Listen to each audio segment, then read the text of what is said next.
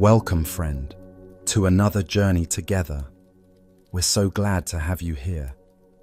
Tonight, you will uncover hidden teachings that have guided seekers for thousands of years toward the profound rest that comes from true understanding. If you'd like, feel free to share what time it is and where you are listening from. I'm about to share a collection of enlightening Zen stories that hold the keys to inner freedom and lasting tranquility. Each ancient tale carries within it a powerful insight that can completely transform how you experience worry, frustration, restless thinking, and the endless search for something more. These are not simple stories, but lost teachings from enlightened masters who discovered something extraordinary. That genuine peace doesn't require perfect circumstances, but rather a shift in how we meet whatever life presents. The Buddha revealed this truth when he said, "Hatred does not cease by hatred, but only by love. This is the eternal rule." Through our exploration together, you'll discover how this timeless wisdom can revolutionize your inner world. As we move through these profound teachings, you'll feel something powerful taking place. The weight of your concerns will begin to dissolve. The constant stream of mental chatter will gradually fade.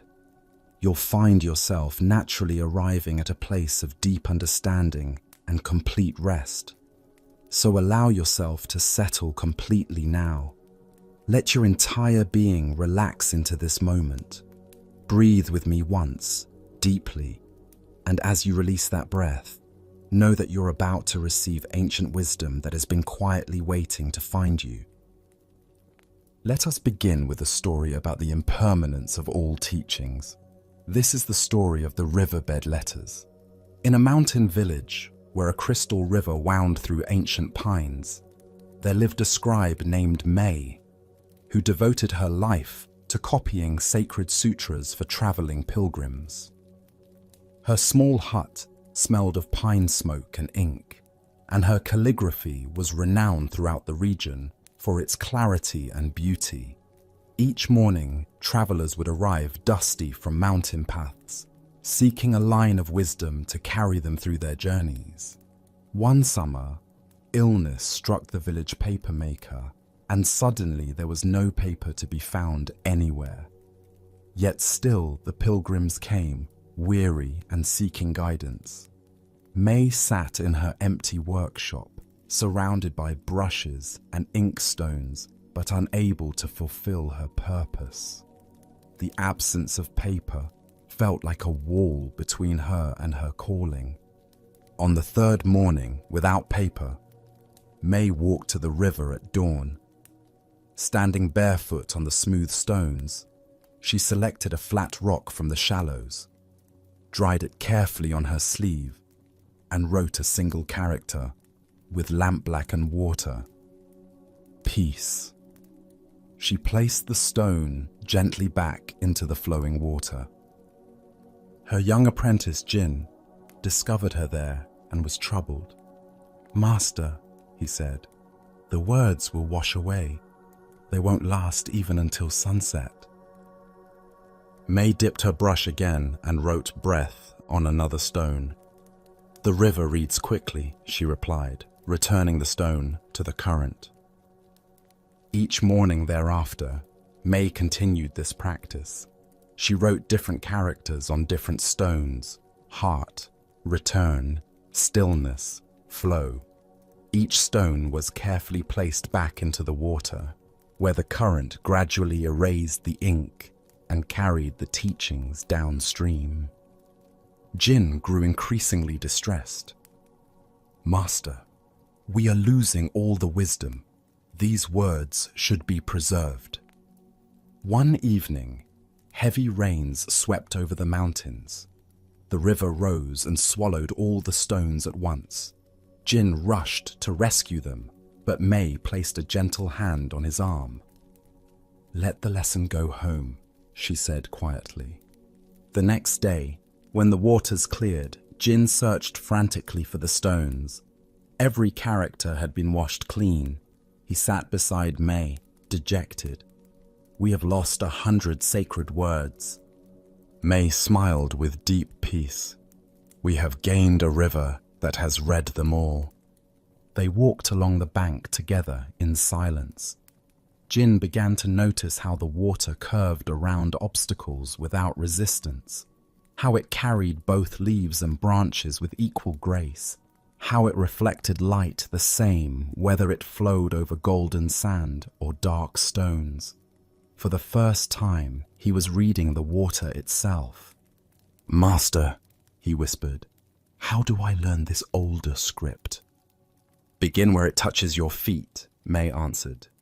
The Buddha once said, "Nothing is permanent. Everything is subject to change. Being is always becoming." This ancient wisdom illuminates a profound truth about our relationship with spiritual teachings and the nature of wisdom itself. Why do we cling so desperately to preserving teachings in permanent forms? Buddhism reveals several layers to our attachment to permanence. First is our deep fear of loss, the ego's terror that without constant grasping and preserving, something essential will slip away. We imagine that wisdom exists only in the words themselves, rather than in our capacity to embody and live them. Second is our misunderstanding of how wisdom actually transmits. We believe that truth must be captured, stored, and accumulated like treasures in a vault. But authentic spiritual understanding cannot be hoarded. It lives only in the direct experience of each moment, like words written on water that serve their purpose and dissolve. Third is our confusion between the container and the content. The sutra is not the wisdom. It points toward wisdom. The stone is not the teaching. It carries the teaching temporarily. When we become attached to the forms, we miss the living essence they're meant to convey. Consider your own relationship with spiritual knowledge. How often do you collect teachings, books, quotes, and insights, believing that accumulating them will bring you closer to enlightenment? Notice the subtle anxiety that arises when you can't remember a particular teaching or when your notes get lost. This is the same attachment Jin felt watching the characters wash away. Zen Master Dogen taught, "To study the way is to study the self. To study the self is to forget the self." The river in May's story represents this principle perfectly. It reads each teaching completely, absorbs its essence, and lets the form dissolve. This is how we must approach spiritual practice, with total attention followed by complete release. The deeper teaching here shows us that the most profound wisdom cannot be preserved in external forms, because it lives in the dynamic flow of present moment awareness. Just as the river embodies fluidity, acceptance, and constant change, we too must learn to receive teachings fully and then let them flow through us, rather than crystallizing them into fixed concepts. When we truly understand a teaching, it becomes part of us like water absorbed by earth. We no longer need to grasp the words because we have become the wisdom they pointed toward. The apprentice Jin had to learn that wisdom is not about collecting and preserving insights, but about developing the capacity to read the world directly, to see the Dharma in every moment. Buddhist teacher Pema Chodron reminds us, the root of suffering is resisting the certainty that no matter what the circumstances, uncertainty is all we truly have. May's practice of writing on water stones teaches us to find peace with this uncertainty. to trust that wisdom will arise fresh in each moment, rather than depending on our ability to store it. The Buddha taught, holding on to anger is like grasping a hot coal with the intent of throwing it at another. You are the one who gets burned. This same principle applies to our grasping of spiritual insights. When we try too hard to possess wisdom, we burn ourselves with the tension of attachment and miss the natural flow of understanding. Tonight, as you reflect on the teachings you've encountered today, can you hold them lightly, like May held her brush? Can you trust that the wisdom you need will arise naturally from your direct engagement with life, like reading the current with your own feet, rather than depending on words written by others? As the Buddha said, all formations are impermanent. Work out your salvation with diligence. The teachings will come and go like words on waterstones, but your awakened awareness can learn to read the eternal scripture written by life itself. As we continue our journey through Zen wisdom, let us turn to a tale about the true nature of support. This is the story of the cloud pillow. On a narrow street, where morning mist gathered against old wooden buildings, there stood a small shop run by an elderly woman named Sora. Her pillows were renowned throughout the town for their remarkable quality of rest. People said that sleeping on one of Sora's pillows allowed dreams to complete themselves naturally, without the tangled urgency that plagued most modern sleep. One day, a successful merchant arrived at her shop, his face tight with stress and his hands clenched into perpetual fists. "I haven't slept properly in months," he complained. "I wake up every few hours with my jaw locked and my hands cramped. Your pillows are too soft. I need something firm, something that will hold me." Sora nodded thoughtfully and crafted him a pillow stuffed densely with buckwheat hulls. The merchant returned within days, still exhausted. "Firmer," he demanded. "I need more support." Sora created increasingly dense pillows until the final one felt like a brick wrapped in silk. The merchant took it home hopefully, but returned the next morning looking haggard. "I feel like I'm fighting the pillow all night," he said, his voice strained. "It's not holding me, it's pushing back." That evening, Sora sat by her window as fog thickened into a soft wall of grey. She placed one of her own pillows on her lap, pressed her palms into it, then lifted them and watched the fabric slowly rise, as if breathing itself back to fullness. A child from the neighboring house wandered in, his chin sticky with juice from a plum. "Why do people buy pillows?" he asked, with the directness children possess. "To rest their heads," Sora replied simply. The child tilted his head thoughtfully. "But where does the head rest when there's no pillow?" Sora looked out at the evening mist. On the sky itself. The next morning, inspired by this innocent wisdom, Sora created something entirely different. She sewed together 2 layers of the softest cloth, added only a whisper of cotton, and created a small pocket filled with nothing but air. The seams were loose, offering gentle suggestion rather than rigid structure. On this pocket of emptiness, she embroidered a tiny cloud. When the merchant returned, he scoffed at the nearly weightless pillow. "This is empty. There's nothing here to support me." Sora met his eyes with gentle understanding. "Try returning your head to where it came from," she suggested. The merchant laughed dismissively, but took the pillow home. That night, having nothing firm to grip or fight against, his hands naturally opened.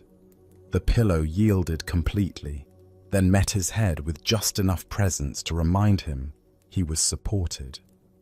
For the first time in months, he felt the space beneath his skull and the weight of his breath settling through his jaw. His racing thoughts slowed, having nowhere to dig in and take hold. He slept deeply and woke refreshed. Returning to Sora's shop, his eyes were soft with wonder. "Your pillow feels blank," he said, "like it has no opinions about how I should rest." Sora nodded knowingly. It lets the night write its own story. Buddha's wisdom reminds us, peace comes from within. Do not seek it without. The heart of this lesson lies in understanding the difference between support that constrains and support that liberates. Why do we so often seek the wrong kind of support in our lives? Zen Buddhism reveals that our conditioning teaches us to equate strength with rigidity and security with control. We seek pillows that will force us into specific positions, rather than ones that allow us to find our natural rest. This same pattern appears throughout our spiritual and emotional lives. When we experience anxiety, we often try to construct elaborate mental supports, rigid belief systems, or controlling behaviors that we imagine will hold us steady. But like the merchant's brick pillow, these create tension rather than ease. Consider your own relationship with support. When you're emotionally upset, do you seek comfort that allows you to soften into your experience, or do you grasp for distractions and rigid thinking that promise to keep you propped up? Notice how often we resist the spaciousness that would actually support us, mistaking emptiness for abandonment. The cloud pillow represents what Zen calls supportive emptiness. This is space that holds without grasping, presence that sustains without controlling. It's the quality of awareness that allows whatever arises to be exactly as it is, while providing a foundation of unconditional acceptance. Zen teacher Suzuki Roshi spoke of "don't know mind," the quality of consciousness that remains open and responsive rather than fixed in particular positions. The cloud pillow embodies this perfectly, offering support that adapts to whatever position we naturally take, rather than forcing us into predetermined shapes. In meditation practice, we learn to rest our attention in this same quality of supportive space. We don't try to eliminate thoughts or feelings, which would be like stuffing the pillow with stones. Instead, we provide a gentle, spacious awareness that allows everything to settle naturally. The child's question, "Where does the head rest when there's no pillow?" points toward a profound truth. Our deepest rest comes not from external supports, but from recognizing the vast space of awareness that is always present. This is what Sora meant by resting on the sky itself, the limitless openness that needs no manufactured support because it is support itself. Vietnamese Zen master Thich Nhat Hanh taught, "We have enough to be happy right here, right now." The merchant's tight fists represented his belief that happiness required grasping and controlling his experience. Only when he learned to open his hands could he receive the natural support that was always available. Buddhist psychology explains that our suffering often comes from what's called the second arrow, our resistance to our actual experience. The merchant's original tiredness was one thing. His tight grip on needing to control his sleep was the additional suffering he created. The cloud pillow taught him to receive his tiredness with gentleness, rather than fight it with force. Tonight, as you prepare for rest, notice the quality of support you seek.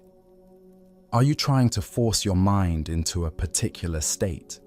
Or can you allow it to settle naturally into the spacious awareness that is always present? Can you rest your concerns on the vast sky of consciousness rather than the small, hard pillows of worry and control? As the Buddha taught, drop by drop is the water pot filled. Likewise, the wise one, gathering it little by little, fills oneself with good. True support accumulates gradually through our willingness to rest in openness rather than demanding immediate, rigid solutions. Let us now turn to a story about the wisdom of silence. This is the tale of the reed that would not sing. In a peaceful monastery surrounded by wetlands, a young monk named Ren had the daily task of cutting reeds to make flutes for evening prayers. Each reed was carefully selected, numbered, and crafted with devotion. The monastery's chanting was enhanced by these simple instruments, their clear voices rising with the incense toward the wooden rafters. Ren took pride in his work. The first 13 reeds he prepared sang beautifully, each one contributing its voice to the sacred music. But the 14th reed proved stubborn. No matter how carefully Ren shaped it, adjusted the finger holes, or thinned the walls, reed 14 refused to produce any recognizable note. It hissed, squeaked, and wheezed, then settled into complete silence. Frustrated, Ren prepared to discard the useless reed, but an elderly nun named Etsu, who had been sweeping nearby, quietly gathered it up. "Not every reed is meant to speak in the same way," she observed gently. "But all reeds should sing when breath passes through them," Ren protested. "That's their purpose." Etsu handed the silent reed back to him. "Perhaps this one has a different teaching to offer. Try listening when the wind asks rather than when you demand." That evening, Ren sat by the marsh with reed 14, watching dragonflies stitch patterns in the air above the water. As twilight deepened, a breeze moved across the wetlands, causing the living reeds to whisper and sway. Ren held the silent flute to his ear instead of his lips. At first he heard nothing, then gradually became aware of the small sound of his own blood moving through his veins. A frog plucked a single note from the shore. Water lapped against the muddy bank with quiet rhythm. His breathing slowed until it matched the gentle pulse of the marsh itself. When the bell called monks to evening prayer, Ren brought reed 14 with him. As the other flutes began their familiar melodies, Ren did not blow into his instrument. Instead, he held it to his ear and listened deeply to the music being created around him. He heard the soft settling of sandals on wooden floors, the whisper of robes, someone's quiet stomach, and the spaces between each sung syllable. He felt how the sound moved after leaving mouths, how it entered the stone pillars and wooden beams, how it dissolved into the night air. After the chanting ended, Etsu approached him. "How did reed 14 perform tonight?" "It taught me the rest of the music," Ren answered with newfound understanding. From that day forward, Ren carried the silent reed everywhere. When young monks criticized themselves for singing off-key, he would place reed 14 against their chests and say, "Listen here, you're perfectly in tune with your own heartbeat." When strong winds made playing difficult, instead of forcing the flutes to compete, he would listen to how the wind composed its own music through roof tiles and pine branches. Word of the silent flute reached a renowned musician who traveled from the capital to investigate.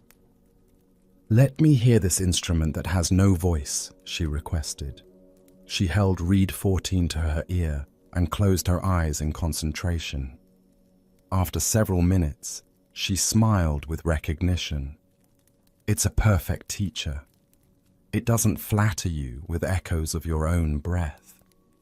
As the Buddha observed, better than 1,000 hollow words is one word that brings peace.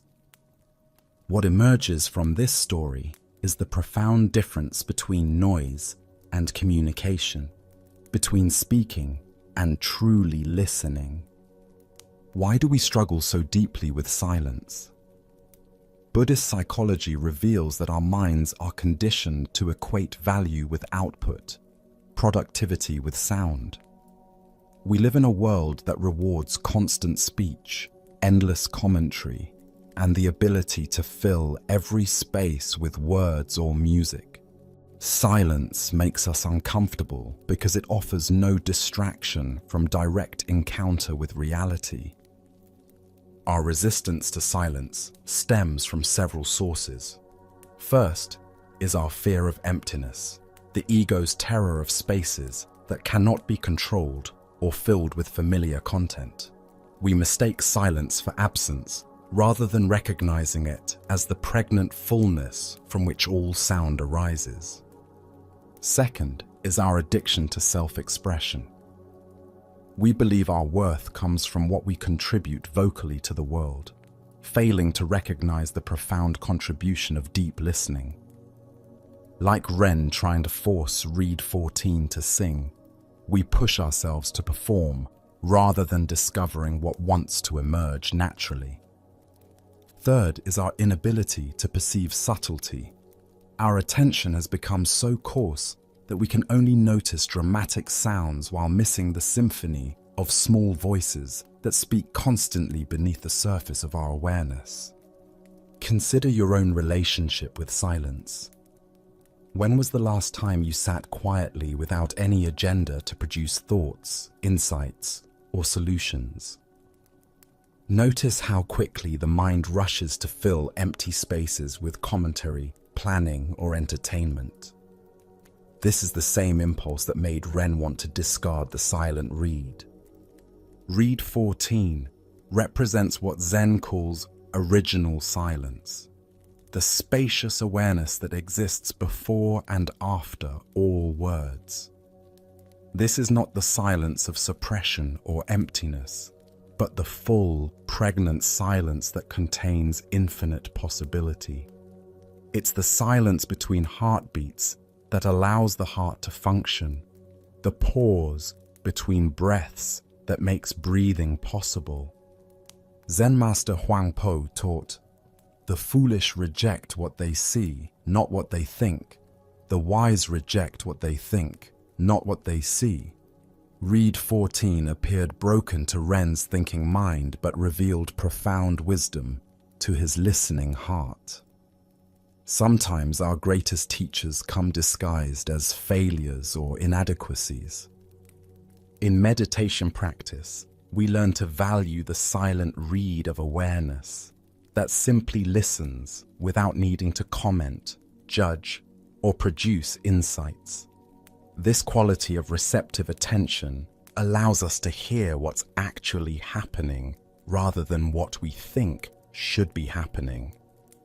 The Buddha said, "Silence is an empty space, and in empty space, wisdom grows."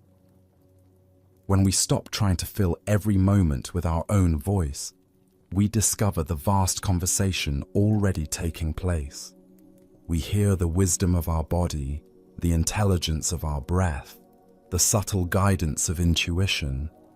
Modern life provides fewer and fewer opportunities for genuine silence.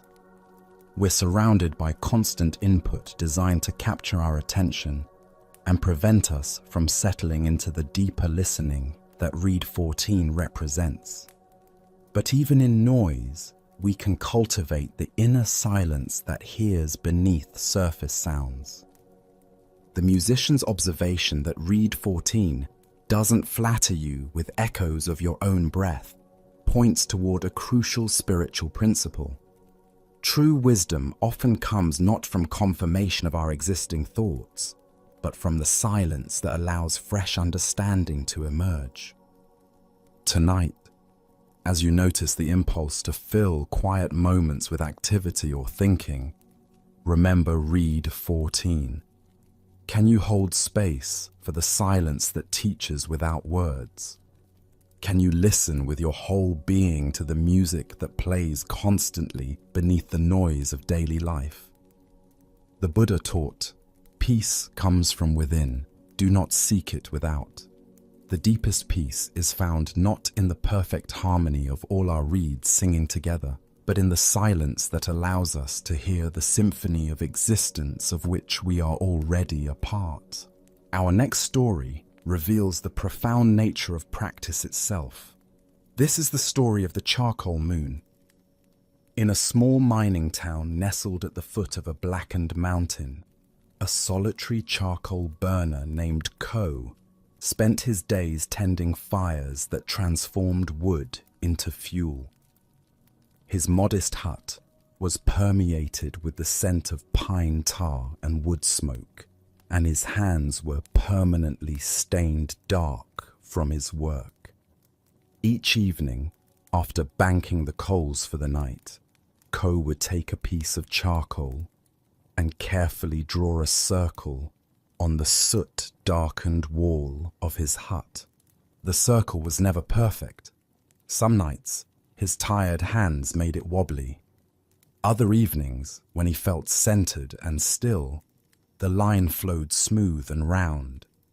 During thunderstorms, the circle trembled with the shaking of the hut. On clear, cold nights, his breath created a small fog before the dark wall.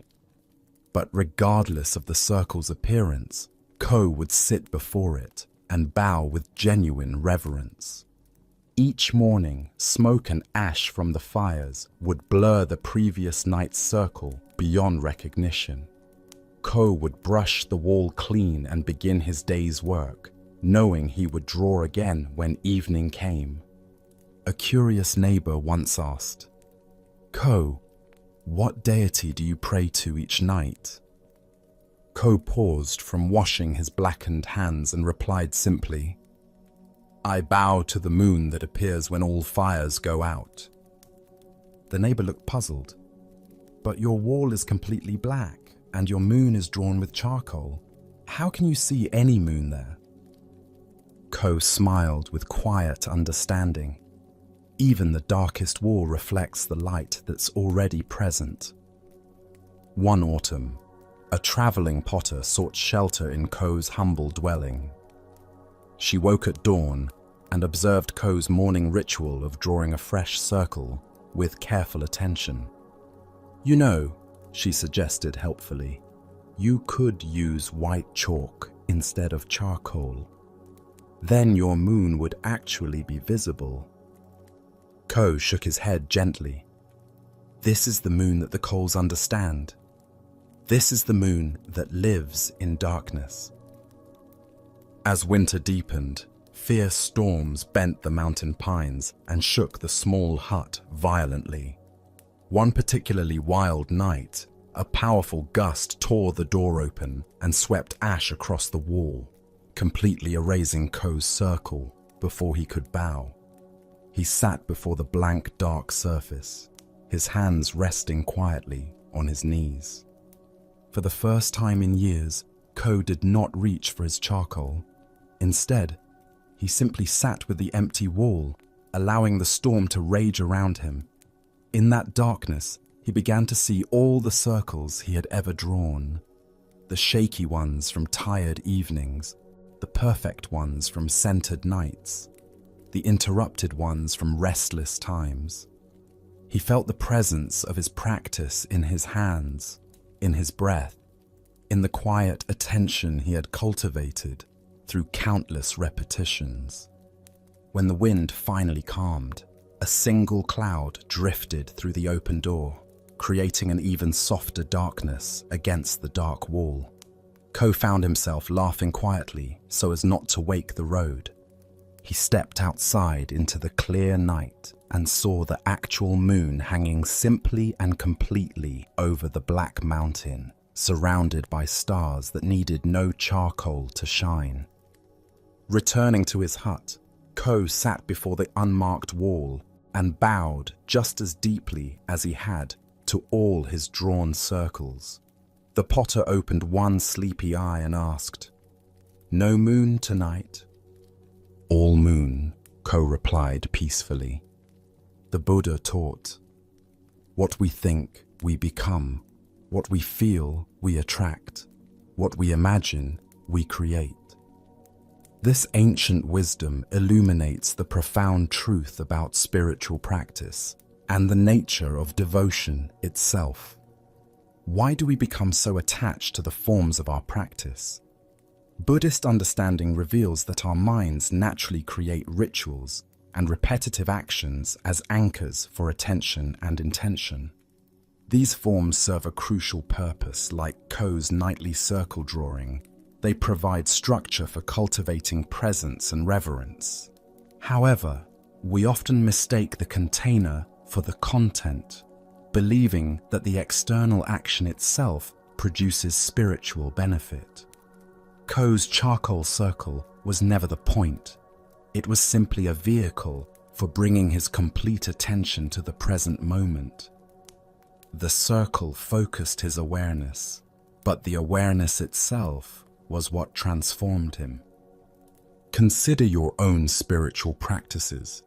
Do you have morning routines, evening prayers, meditation schedules, or other regular observances? Notice how attached you become to performing these correctly or consistently.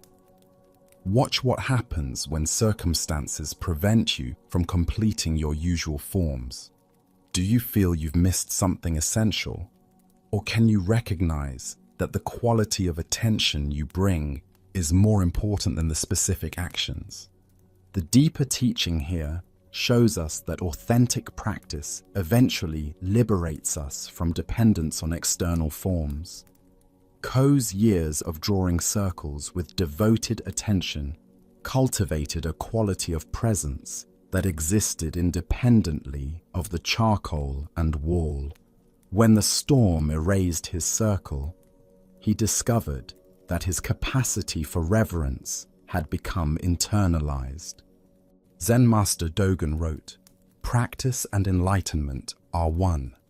This means that the value of spiritual practice lies not in achieving some future state, but in the quality of awareness we bring to each moment of practice itself.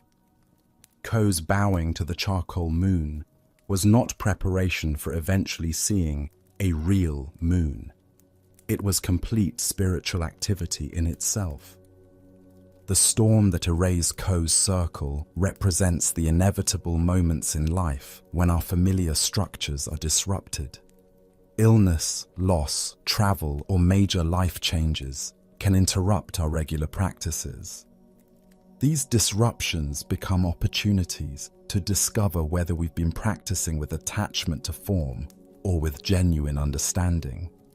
Buddhist teacher Pema Chodron reminds us, the spiritual journey is not about getting somewhere else, but about being where you are and understanding what that means.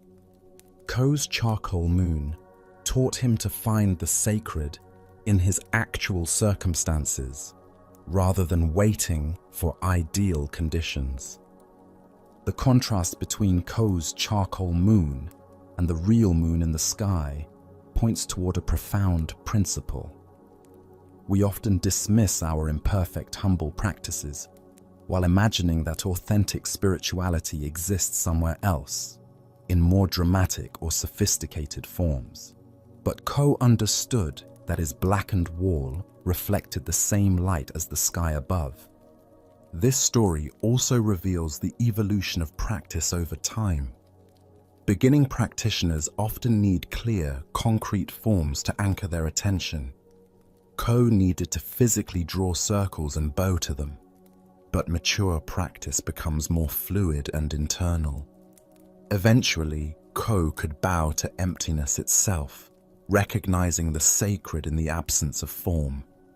The Buddha said, "There are only two mistakes one can make along the road to truth. not going all the way and not starting. Ko's practice shows us both starting and going all the way. He started with simple, humble materials and devoted himself completely to the practice. Eventually, his devotion matured into a freedom that could find the sacred anywhere. Notice how Ko never abandoned his practice or declared it meaningless.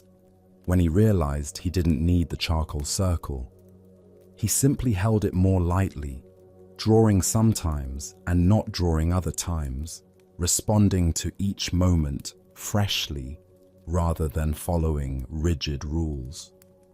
Tonight, as you engage in whatever practices anchor your own spiritual life, remember Ko's charcoal moon.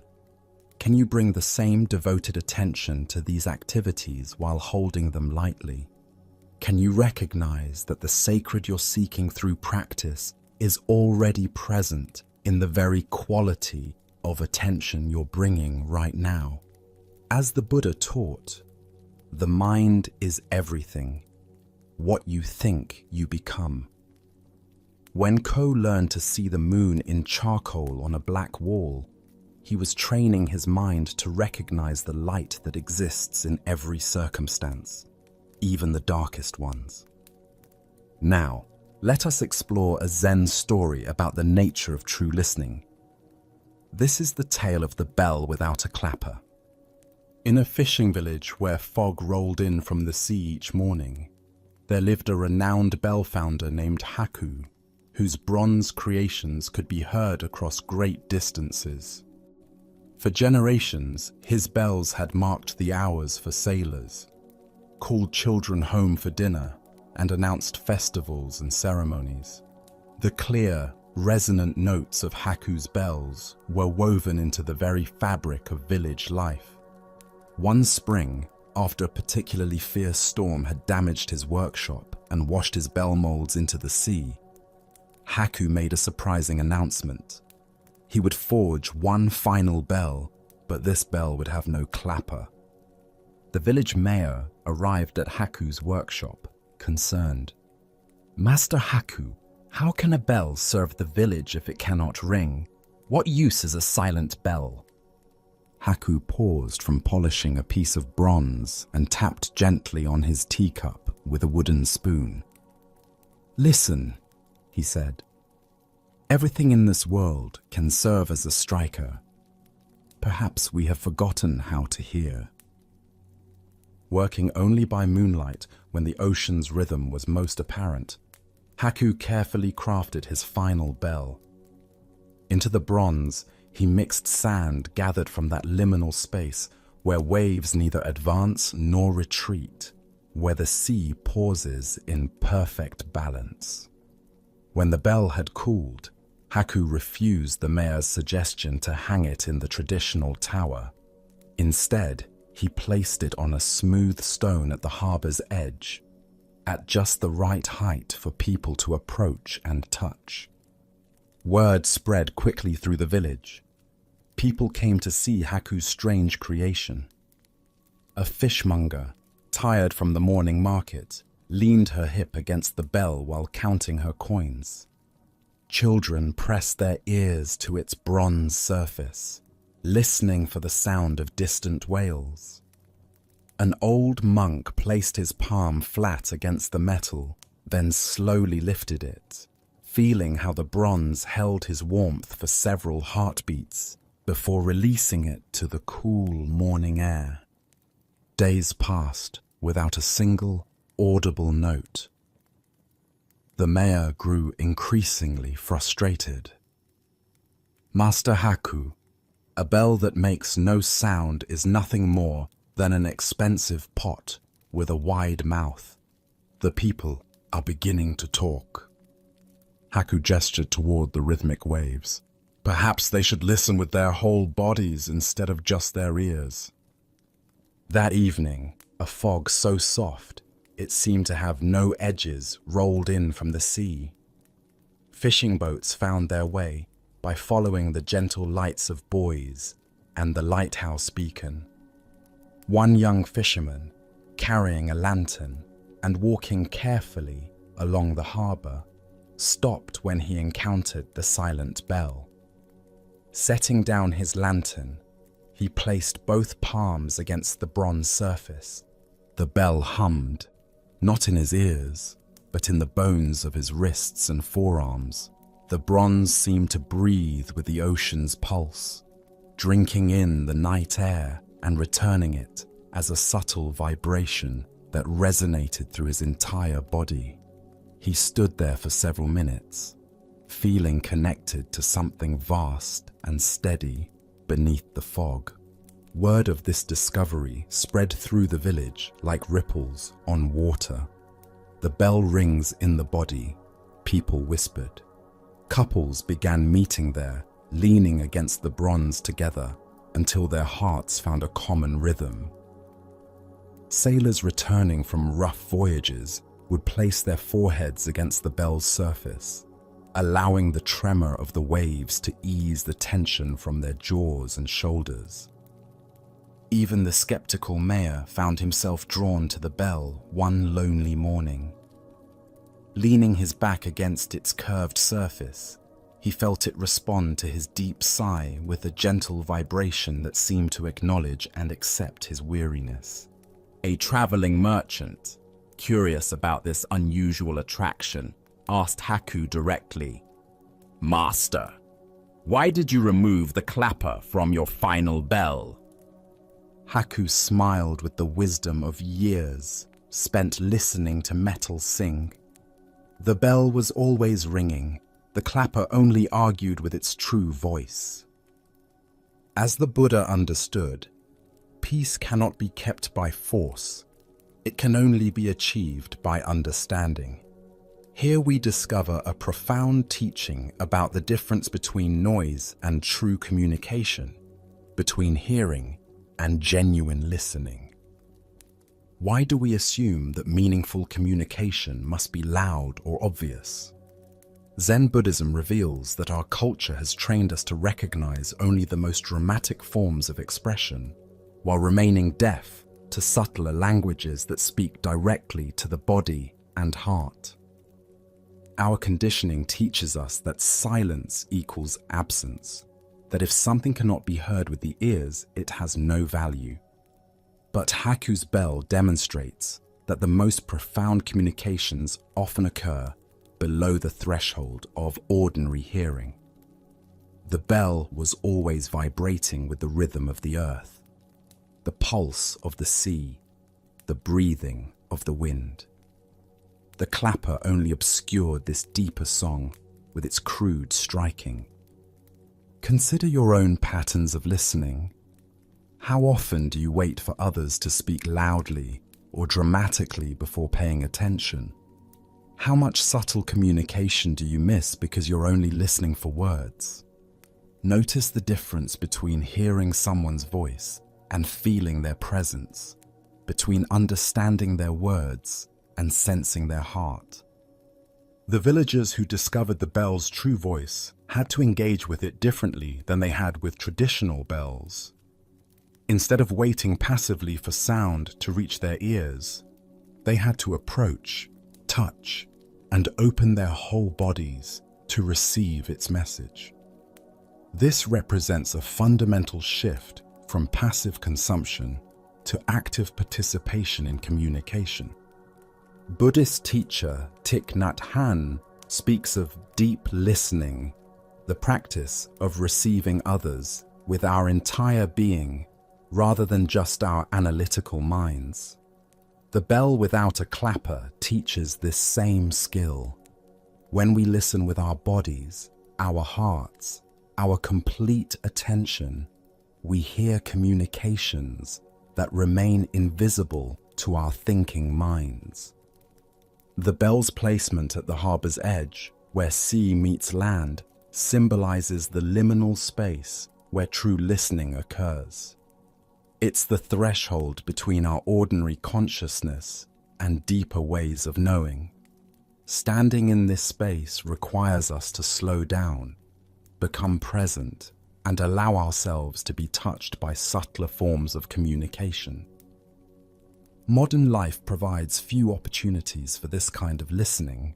We're surrounded by devices that communicate through dramatic signals designed to capture our attention immediately. We lose our capacity to perceive gentle communications, the way our bodies speak to us, the way nature offers guidance, the way other people's presence affects us beneath the level of words.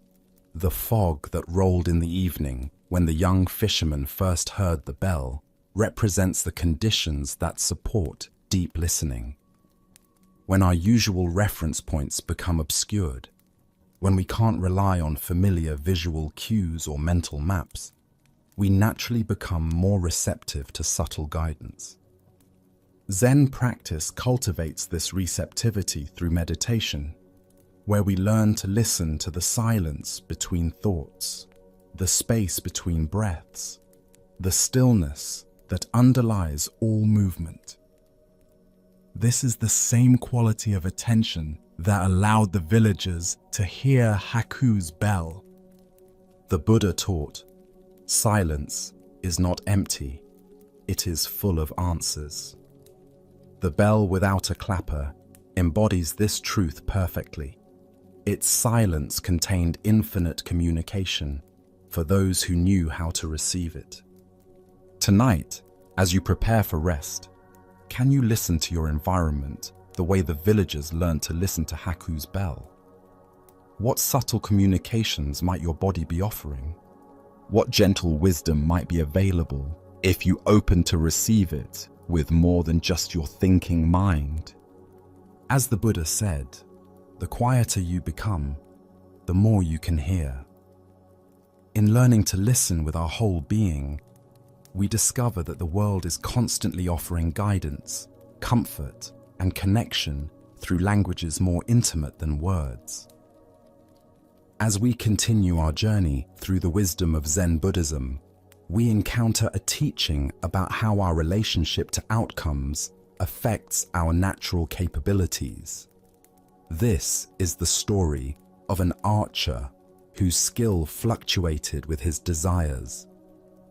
In the rolling hills outside a prosperous town, an annual archery competition draws skilled bowmen from across the region. Among them stands a particular archer whose technique has been refined through years of dedicated practice. His form is flawless, his concentration steady, and his accuracy remarkable when he practices alone in the quiet forest. The first contest begins with a modest prize, a simple crate of earthenware pottery. The archer approaches the shooting line with relaxed confidence. The pottery is useful, certainly, but nothing that significantly changes his circumstances. He already owns adequate vessels for his daily needs, and while winning would be pleasant, losing would not disturb his peace. Drawing his bow with fluid grace, he settles into the familiar stance that has become second nature through countless hours of practice. His breathing steadies, his vision narrows to the target, and his release is smooth and natural. Arrow after arrow finds its mark with precision that impresses the gathered spectators. His performance is effortless, almost meditative in its consistency. When the competition organizers announce that the second round will offer a copper ornament of considerable beauty and value, something subtle shifts in the archer's being. This prize represents more than utility. It carries aesthetic worth and social status. Winning would bring not just possession, but recognition of his superior skill. As he draws his bow for the second round, his hands develop a slight tremor that wasn't present before. His breathing becomes slightly forced, rather than naturally rhythmic. The target seems somehow different, more important, more demanding of perfect accuracy. While his shooting remains quite good, the effortless precision of the first round has evaporated. Several arrows land wide of their intended mark, though still within the competitive range. When the final round is announced with a prize of pure gold, the archer's transformation becomes complete. The precious metal represents not just wealth, but life-changing opportunity. This prize could alter his family's circumstances, provide security for years to come, and establish his reputation as a master archer. The stakes have become enormous. Standing at the shooting line, the archer finds his vision strangely affected. He squints and blinks, unable to focus clearly on the target. His draw feels awkward, his stance uncertain. The bow that had felt like an extension of his body now seems foreign and uncooperative. Arrow after arrow flies wide of the mark, some missing the target entirely. His legendary skill has abandoned him precisely when he needs it most. Buddha's wisdom reminds us, attachment is the root of suffering. This ancient wisdom illuminates how our grasping at outcomes can sabotage the very abilities we hope will secure those outcomes. Why does increased importance often lead to decreased performance? Buddhist psychology reveals that when we become overly invested in results, our attention splits between the process and the prize. Instead of being present with the immediate requirements of our activity, we project forward into imagined futures of success or failure. The archer's declining performance demonstrates what happens when wanting mind replaces just doing mind. In the first round, his entire being was available for the simple task of accurate shooting. By the final round, much of his mental energy was consumed by calculations about what the gold would mean, fears about missing this opportunity, and pressure to perform at a level that would justify his self-image. This pattern of performance anxiety reveals itself across every area of human endeavor. The job interview we desperately need goes worse than the casual conversation with someone we're not trying to impress. The sport we play beautifully in practice becomes clumsy during important competitions. The speech we deliver flawlessly to friends becomes stumbling when given to influential audiences. Zen teachings point to the paradox that we often get what we want most naturally when we're not desperately grasping for it. This isn't about becoming indifferent to outcomes, but about maintaining what Master Suzuki called don't know mind, complete presence with the process while holding results lightly. The Buddha taught, the whole secret of existence is to have no fear. Never fear what will become of you. Depend on no one. Only the moment you reject all help are you freed. This doesn't encourage recklessness, but points to the liberation that comes from performing wholeheartedly, without attachment to validation through results. Consider your own relationship with different levels of stakes. Perhaps you've noticed that conversations flow easily with strangers, but become stilted around people whose opinions matter to you. Maybe your creative work feels natural when done for personal satisfaction, but becomes forced when aimed at impressing others. The archer's story reveals how pressure creates tunnel vision that actually narrows our capacity rather than sharpening it. When we're relaxed and present, we have access to peripheral awareness, intuitive timing, and unconscious competence. Under pressure, conscious control attempts to manage processes that function better when left to trained instinct. Master Takuan taught samurai about no mind, the state of consciousness that acts without self-consciousness, responds without hesitation, and performs without performance anxiety. The mind must always be in the state of flowing, he wrote. For when it stops anywhere, that means the flow is interrupted, and this interruption is injurious to the well-being of the mind.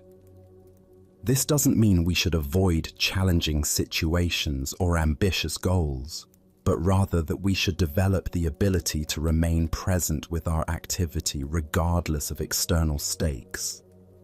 The gold prize doesn't change the fundamental requirements of accurate archery. It only changes our internal relationship to those requirements. Practical cultivation of this capacity involves deliberately practicing skills in low-stakes environments, then gradually introducing pressure while maintaining the same quality of attention. More importantly, it requires developing what Buddhists call equanimity, the capacity to remain steadily present whether outcomes align with our preferences or not. Tonight, as you reflect on areas where pressure diminishes your natural capabilities, can you explore maintaining the same quality of presence regardless of what hangs in the balance? Perhaps you'll discover that your most skilled and joyful performance emerges when you're completely absorbed in the activity itself, rather than the rewards it might bring. As the Buddha said, "Do not overrate what you have received, nor envy others. He who envies others does not obtain peace of mind." Peace of mind is precisely what allows our natural abilities to express themselves freely, whether shooting for earthenware or gold. As we continue our journey through these Zen teachings, we explore a story about the delicate balance between inner awareness and sensory engagement. This is the ancient tale of chaos and the gift of perception. In the timeless realm where abstract forces take form as characters in wisdom stories, there lived three peculiar beings whose names perfectly describe their nature: chaos, disorder, and despair. Despite what their names might suggest, these three maintained an unusual friendship built on mutual appreciation and complementary energies. Chaos existed as a formless, flowing presence, neither good nor bad, neither helpful nor harmful, simply the pure potential from which all experiences could emerge. Chaos possessed a kind of innocent completeness, lacking nothing and needing nothing, existing in perfect harmony with whatever arose in each moment. Disorder and despair, despite their seemingly negative appellations, lived joyfully within chaos's realm. They found endless entertainment and satisfaction in their relationship with this primal force. Days passed in delightful companionship as they explored the infinite possibilities that chaos's nature made available. One day, as often happens in deep friendships, disorder and despair began reflecting on their relationship with their beloved companion. "You know," disorder mused thoughtfully, "chaos takes such wonderful care of us. We're always comfortable here, always entertained, always provided for. Perhaps we should offer something in return." Despair nodded enthusiastically. "Yes, but what could we possibly give to someone who already has everything? Chaos seems complete and lacking nothing. What gift could improve upon such perfection?" They contemplated this question seriously, scanning chaos's being for any apparent deficiency that they might address. Finally, despair's face lit up with inspiration. "Wait, I noticed something. Chaos has no openings, no holes for seeing, hearing, tasting, smelling, or touch. How can chaos experience the world without senses?" "Brilliant observation," disorder exclaimed. "Let's give chaos the gift of sensory perception. We'll create openings that will allow direct contact with all the wonderful phenomena that exist, but currently go unnoticed." With tremendous enthusiasm and affection, they began their project. Day by day, they carefully created openings in chaos's being. They formed eyes for seeing colors and forms. They carved ears for hearing sounds and music. They shaped a nose for detecting fragrances and odors. They formed a mouth for experiencing tastes and flavors. They created skin with sensitivity to texture and temperature. Each new opening seemed to bring chaos greater capacity for interaction with the previously inaccessible world of sensory experience. Disorder and despair worked with love and dedication, convinced they were offering their friend an invaluable enhancement. On the sixth day of their creative endeavor, something unexpected occurred.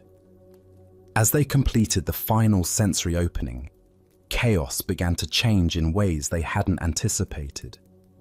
The formless, flowing presence that had been so complete and serene started fragmenting into different experiences and responses. Where once there had been undifferentiated awareness, now there were separate channels of perception, each demanding attention and creating preferences. By the seventh day, chaos as they had known him was gone.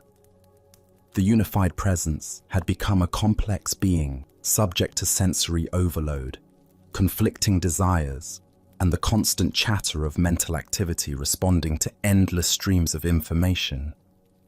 What disorder and despair had intended as gifts had become sources of distraction and fragmentation. Their friend had gained the ability to see, hear, taste, smell, and touch, but had lost the profound peace and completeness that had characterized his original nature. The very openings meant to enrich his experience had created the conditions for what humans call suffering, preference and aversion, desire and fear, the constant mental commentary that accompanies sensory engagement. The Buddha taught, pain is inevitable, suffering is optional. What emerges from this story is the recognition that consciousness itself remains untouched by experience, while our identification with sensory phenomena creates the very chaos we seek to escape. Why does increased sensory awareness often seem to complicate rather than enrich our experience of life? Buddhist psychology explains that consciousness in its natural state exists as open, undifferentiated awareness, similar to the story's original chaos. When this awareness becomes focused through the holes of sensory perception, it creates the illusion of being a separate self encountering an external world. The tale reveals that sensory perception itself isn't problematic, but our relationship to sensory experience often creates unnecessary complications.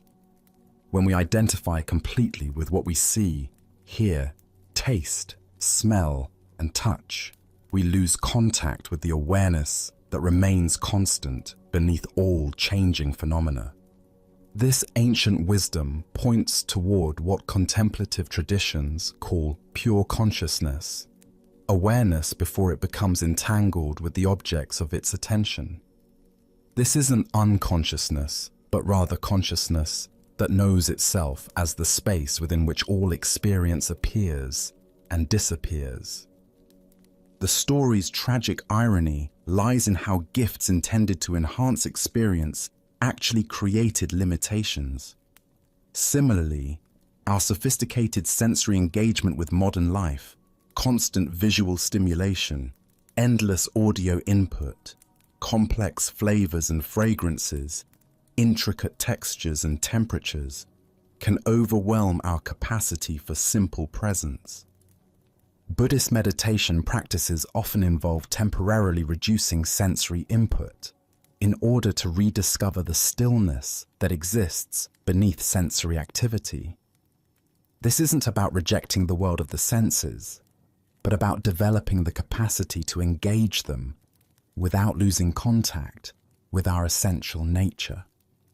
The Buddha said, "The wise find pleasure in the truth." The deepest truth this story reveals is that what we seek through sensory experience, peace, fulfillment, connection, already exists in the awareness that perceives all sensations. We don't need to acquire these qualities through external means. We need to recognize them as our fundamental nature. Consider how your own relationship to sensory experience might sometimes create the very restlessness it promises to resolve. Perhaps constant visual entertainment prevents the recognition of natural contentment. Maybe continuous audio input covers the profound silence from which all sounds emerge. Possibly complex flavors distract from the simple satisfaction of nourishment itself. Zen practice cultivates what might be called sensory mindfulness, full engagement with seeing, hearing, tasting, smelling, and touching, while maintaining awareness of the consciousness that makes all perception possible. This allows us to enjoy the gifts of embodied existence without being enslaved by sensory desires. The story suggests that chaos, in its original sense, isn't confusion or dysfunction, but the fertile emptiness from which all possibilities emerge. This connects to the Taoist concept of Wu Wei, action that arises naturally from stillness rather than forced effort driven by sensory preferences. Advanced practitioners speak of returning to original mind, not by rejecting sensory experience, but by recognizing the awareness that remains unchanged whether senses are engaged or quiet. This awareness is like space itself, which contains all phenomena without being altered by anything that appears within it. The holes created by disorder and despair represent how attention becomes focused and therefore limited. While focus enables detailed perception, it also creates the possibility of tunnel vision, selective awareness, and the miss of the bigger picture that unfocused consciousness naturally perceives.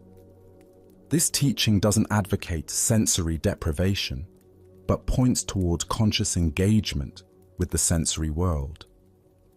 When we use our capacity for seeing, hearing, tasting, smelling, and touching as doors back to presence, rather than as escapes from presence, they become allies in awakening rather than obstacles. Tonight, as you engage your senses with the world around you, perhaps noticing colors and forms, sounds and silences, tastes and textures, can you also notice the still awareness within which all these perceptions appear? Perhaps you'll discover that the peace you seek through managing sensory experience already exists as the very consciousness that experiences everything. As the Buddha taught, better than 1,000 meaningless words is one meaningful word that brings peace. Sometimes that word is simply the recognition of who is aware of all words, all sensations, all experiences, the changeless awareness that you have always been. As we continue our journey, let us now turn to a story about acceptance and the art of contentment. This is the shepherd's wisdom. Along a dusty mountain road where wildflowers dotted the hillsides, a weary traveler encountered a shepherd tending his flock. The morning sun climbed steadily higher, and clouds gathered on the horizon, creating an uncertain sky that could promise either gentle rain or scorching heat. The shepherd sat peacefully on a smooth boulder, watching his sheep graze contentedly among wild grasses. His face bore the calm expression of one who had spent countless seasons under open sky, learning lessons that only nature can teach. There was something in his demeanor, a quality of unshakable serenity that drew the traveler's attention. "Good morning, friend," the traveler called out, wiping sweat from his brow. "What kind of weather are we going to have today?" The shepherd looked up with eyes that held mountain stream clarity and smiled with genuine warmth. "The kind of weather I like," he replied simply, as if this were the most obvious answer in the world. The traveler paused, confused. He had expected a practical forecast that would help him plan his day. Instead, he received what seemed like circular logic, offering no useful information. "How do you know it will be the kind of weather you like?" the traveler pressed, his voice carrying frustration mixed with curiosity. The shepherd's smile deepened, and he gestured toward the vast sky above them, where clouds and clear patches moved in their eternal dance. "Having found out, sir, that I cannot always get what I like," he said, with the patience of one who had learned life's most essential lesson. "I have learned to always like what I get, so I am quite sure we will have the kind of weather I like."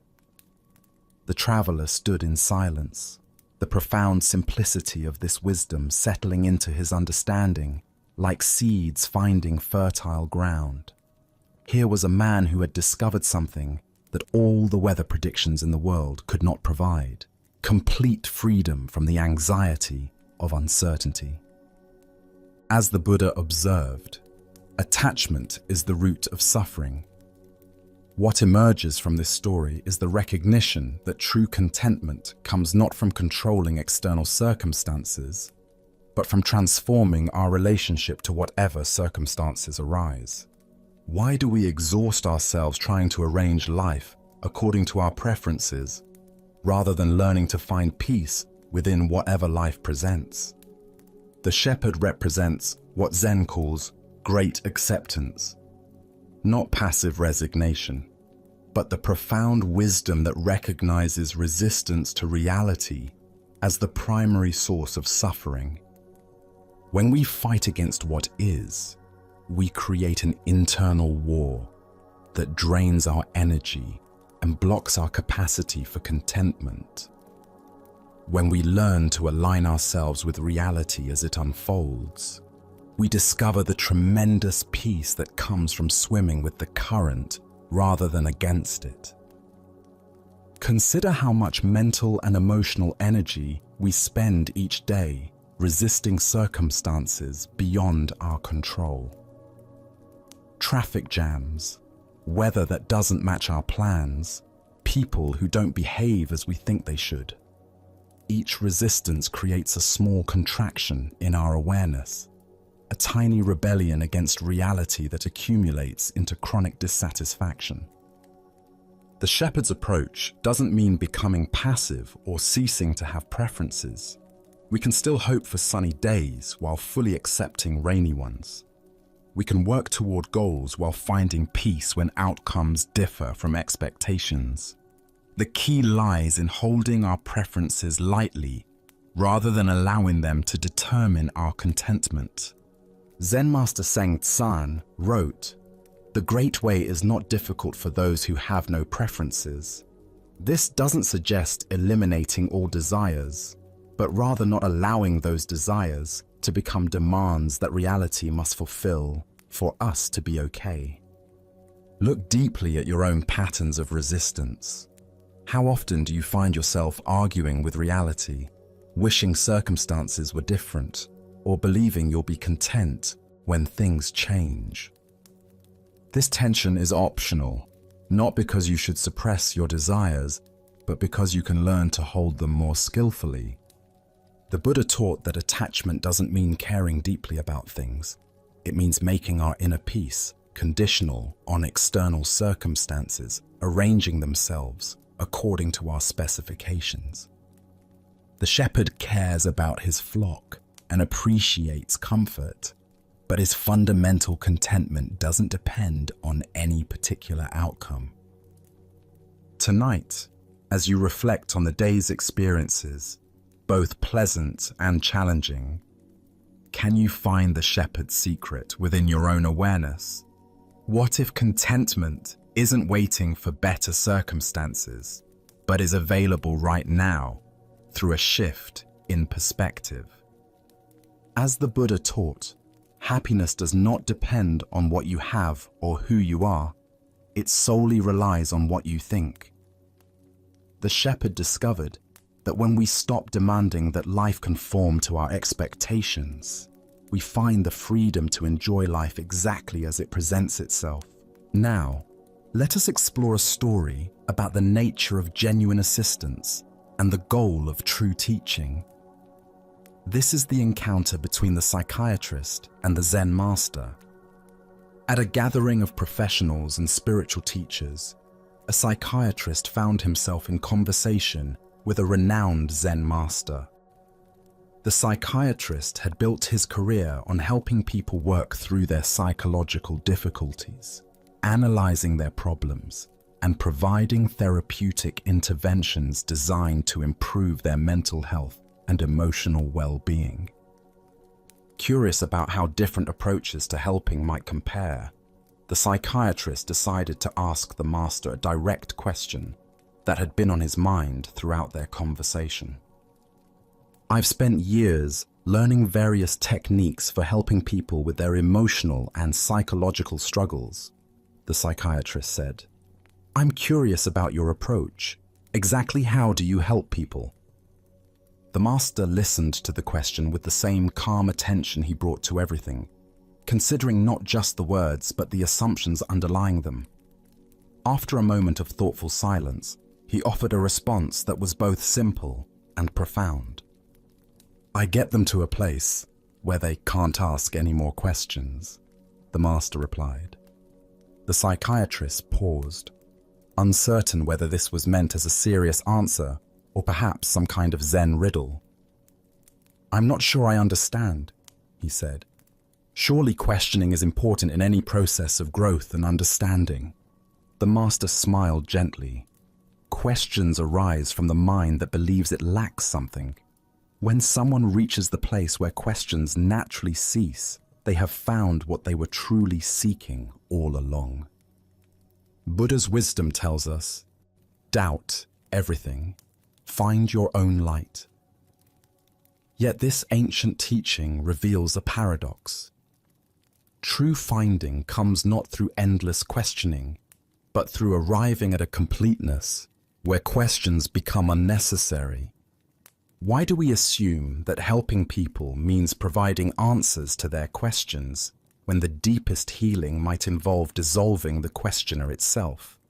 Zen Buddhism points to the possibility that many of our problems exist only because we continue to ask the questions that create and maintain them. The psychiatrist's approach, like that of most helping professions, focuses on analyzing problems, understanding their origins, and developing strategies for managing or resolving them. This method has value and can provide genuine relief for many forms of suffering. But the master's approach suggests something more radical. Helping people transcend the very framework that generates their problems. Consider the endless questions that occupy your own mind. How can I be happier? Why do I keep making the same mistakes? What should I do with my life? How can I find meaning? Each question implies a questioner who lacks something, who needs something, who must figure something out. But what if the questioner itself is the source of the seeking? In Zen practice, we discover that many of our problems are maintained by the very effort to solve them. The mind that constantly asks, "How can I find peace?" is the same mind that disturbs the peace that is naturally present. The person who desperately seeks enlightenment may be reinforcing the very sense of separation that creates the feeling of being unenlightened. The master's method of getting people where they can't ask any more questions isn't about suppressing inquiry or promoting ignorance. Rather, it's about guiding people to a direct experience of completeness where questions naturally dissolve because there's nothing more to seek. Zen Master Bankai taught, "The unborn Buddha mind can handle anything that comes up." When someone truly realizes their fundamental completeness, questions about how to be complete simply cease to arise. Problems don't need to be solved, They're recognized as temporary appearances in the vast space of awareness. This doesn't mean practical questions disappear entirely. What should I have for lunch? Or which route should I take to work? Are functional questions that serve practical purposes. The questions that cease are the existential ones that arise from a fundamental sense of lack or incompleteness. The Buddha said, "There is nothing to do, nothing to gain, nothing to lose." This teaching points to the same understanding the Master was indicating. True help comes not from giving people more to do or figure out, but from helping them realize they are already what they seek. Look deeply at your own relationship with questions and seeking. How much of your mental energy goes toward trying to solve the problem of your life rather than living it? What would remain if you stopped asking the questions that assume something is fundamentally wrong or missing? The psychiatrist helps by analyzing and providing tools. The Master helps by pointing to what needs no analysis or improvement. Both approaches can serve, but the Master's method aims for the root rather than the branches, dissolving the seeker rather than satisfying the seeking. Tonight, as you notice the questions that typically occupy your mind, can you sense what lies beneath them? Can you find the space of awareness that exists prior to all questions, the completeness that needs no answers because it lacks nothing? As the Buddha observed, peace comes from within. Do not seek it without. The deepest help we can receive or offer others is the recognition that what we seek has never been absent. Questions cease, not because they've been answered, but because the one who was asking them discovers there was never actually anything to ask about. Now, let us explore a Zen story about the way of true victory through the wisdom of avoiding conflict altogether. This is winning without trying. A legendary warrior named Tsukahara Bokuden had founded an unusual school of martial arts with a paradoxical name, the way of winning without trying, also known as the way of not losing. His reputation for both martial skill and spiritual wisdom had spread throughout Japan, though few understood the deeper principles behind his unconventional approach. During a journey to eastern Japan, Bokuden found himself aboard a small ferry crossing a wide bay. The boat carried 5 other passengers, and the crossing began peacefully, with everyone sitting quietly, enjoying the gentle motion of the vessel and the beauty of the water. However, one passenger, a large and muscular man, soon began disturbing the tranquil atmosphere. Speaking in an increasingly loud voice, he bragged endlessly about his supposed martial prowess, boasting of opponents he had defeated and techniques he had mastered. His voice grew louder with each story, and his gestures became more animated as he described his various victories. At first, Bokuden simply closed his eyes and tried to rest, paying no attention to the man's boastful display. But as the bragging continued and grew more obnoxious, other passengers began shifting uncomfortably, and the peaceful mood of the journey was completely destroyed. Finally, Bokuden opened his eyes and turned toward the loud man. "Well," he said with gentle curiosity, "we've certainly heard many impressive stories from you. What puzzles me, though, are these elaborate tales about martial arts mastery. I myself have practiced martial arts since childhood, training according to all the traditional forms, but I have never focused on trying to beat anyone. All I have ever worked on is how to avoid losing to anyone." The brash man's eyes lit up with interest. "What school of martial arts do you follow?" he demanded. "The way of winning without trying," Bokuden replied calmly. "Or you might call it the way of not losing." This answer seemed to irritate the braggart.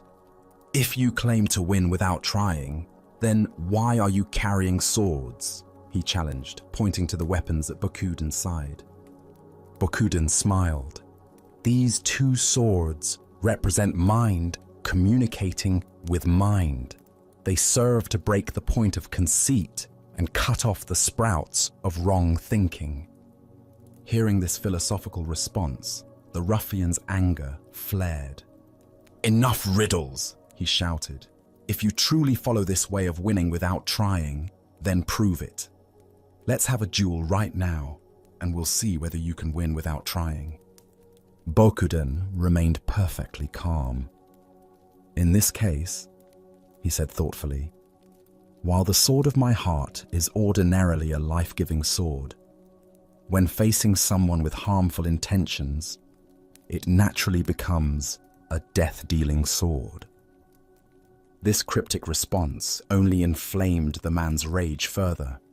Unable to contain his mounting fury, he demanded that the boatmen immediately head for shore so they could settle the matter with a proper duel. Bokuden caught the boatman's eye and gave him an almost imperceptible signal. Then he addressed the angry challenger. The shoreline ahead is too crowded with people for a proper duel. I'll demonstrate the way of winning without trying over there, on that small island just off the promontory. Although I'm sure the other passengers are anxious to continue their journey, if you insist so strongly on this contest, we might as well settle it. The boatman steered toward the tiny islet, and the moment they approached, the ruffian leapt eagerly onto the rocky shore, immediately drawing his sword. "Come on," he shouted, waving his weapon menacingly. "Get up here so I can split your head in two." Still seated calmly in the boat, Bokuden replied, "Wait just a moment. The way of winning without trying requires one to first calm the mind." With deliberate slowness, he removed his swords from his belt and handed them to the boatman, taking the man's long pole in exchange. For a moment, it appeared that Bokuden was preparing to beach the boat and step onto the island, but suddenly he thrust the pole in the opposite direction and pushed the boat rapidly away from shore, leaving the bewildered challenger stranded on the tiny island. As the distance between boat and shore increased, the ruffian began shouting frantically, "Why don't you come back here and fight like a man?"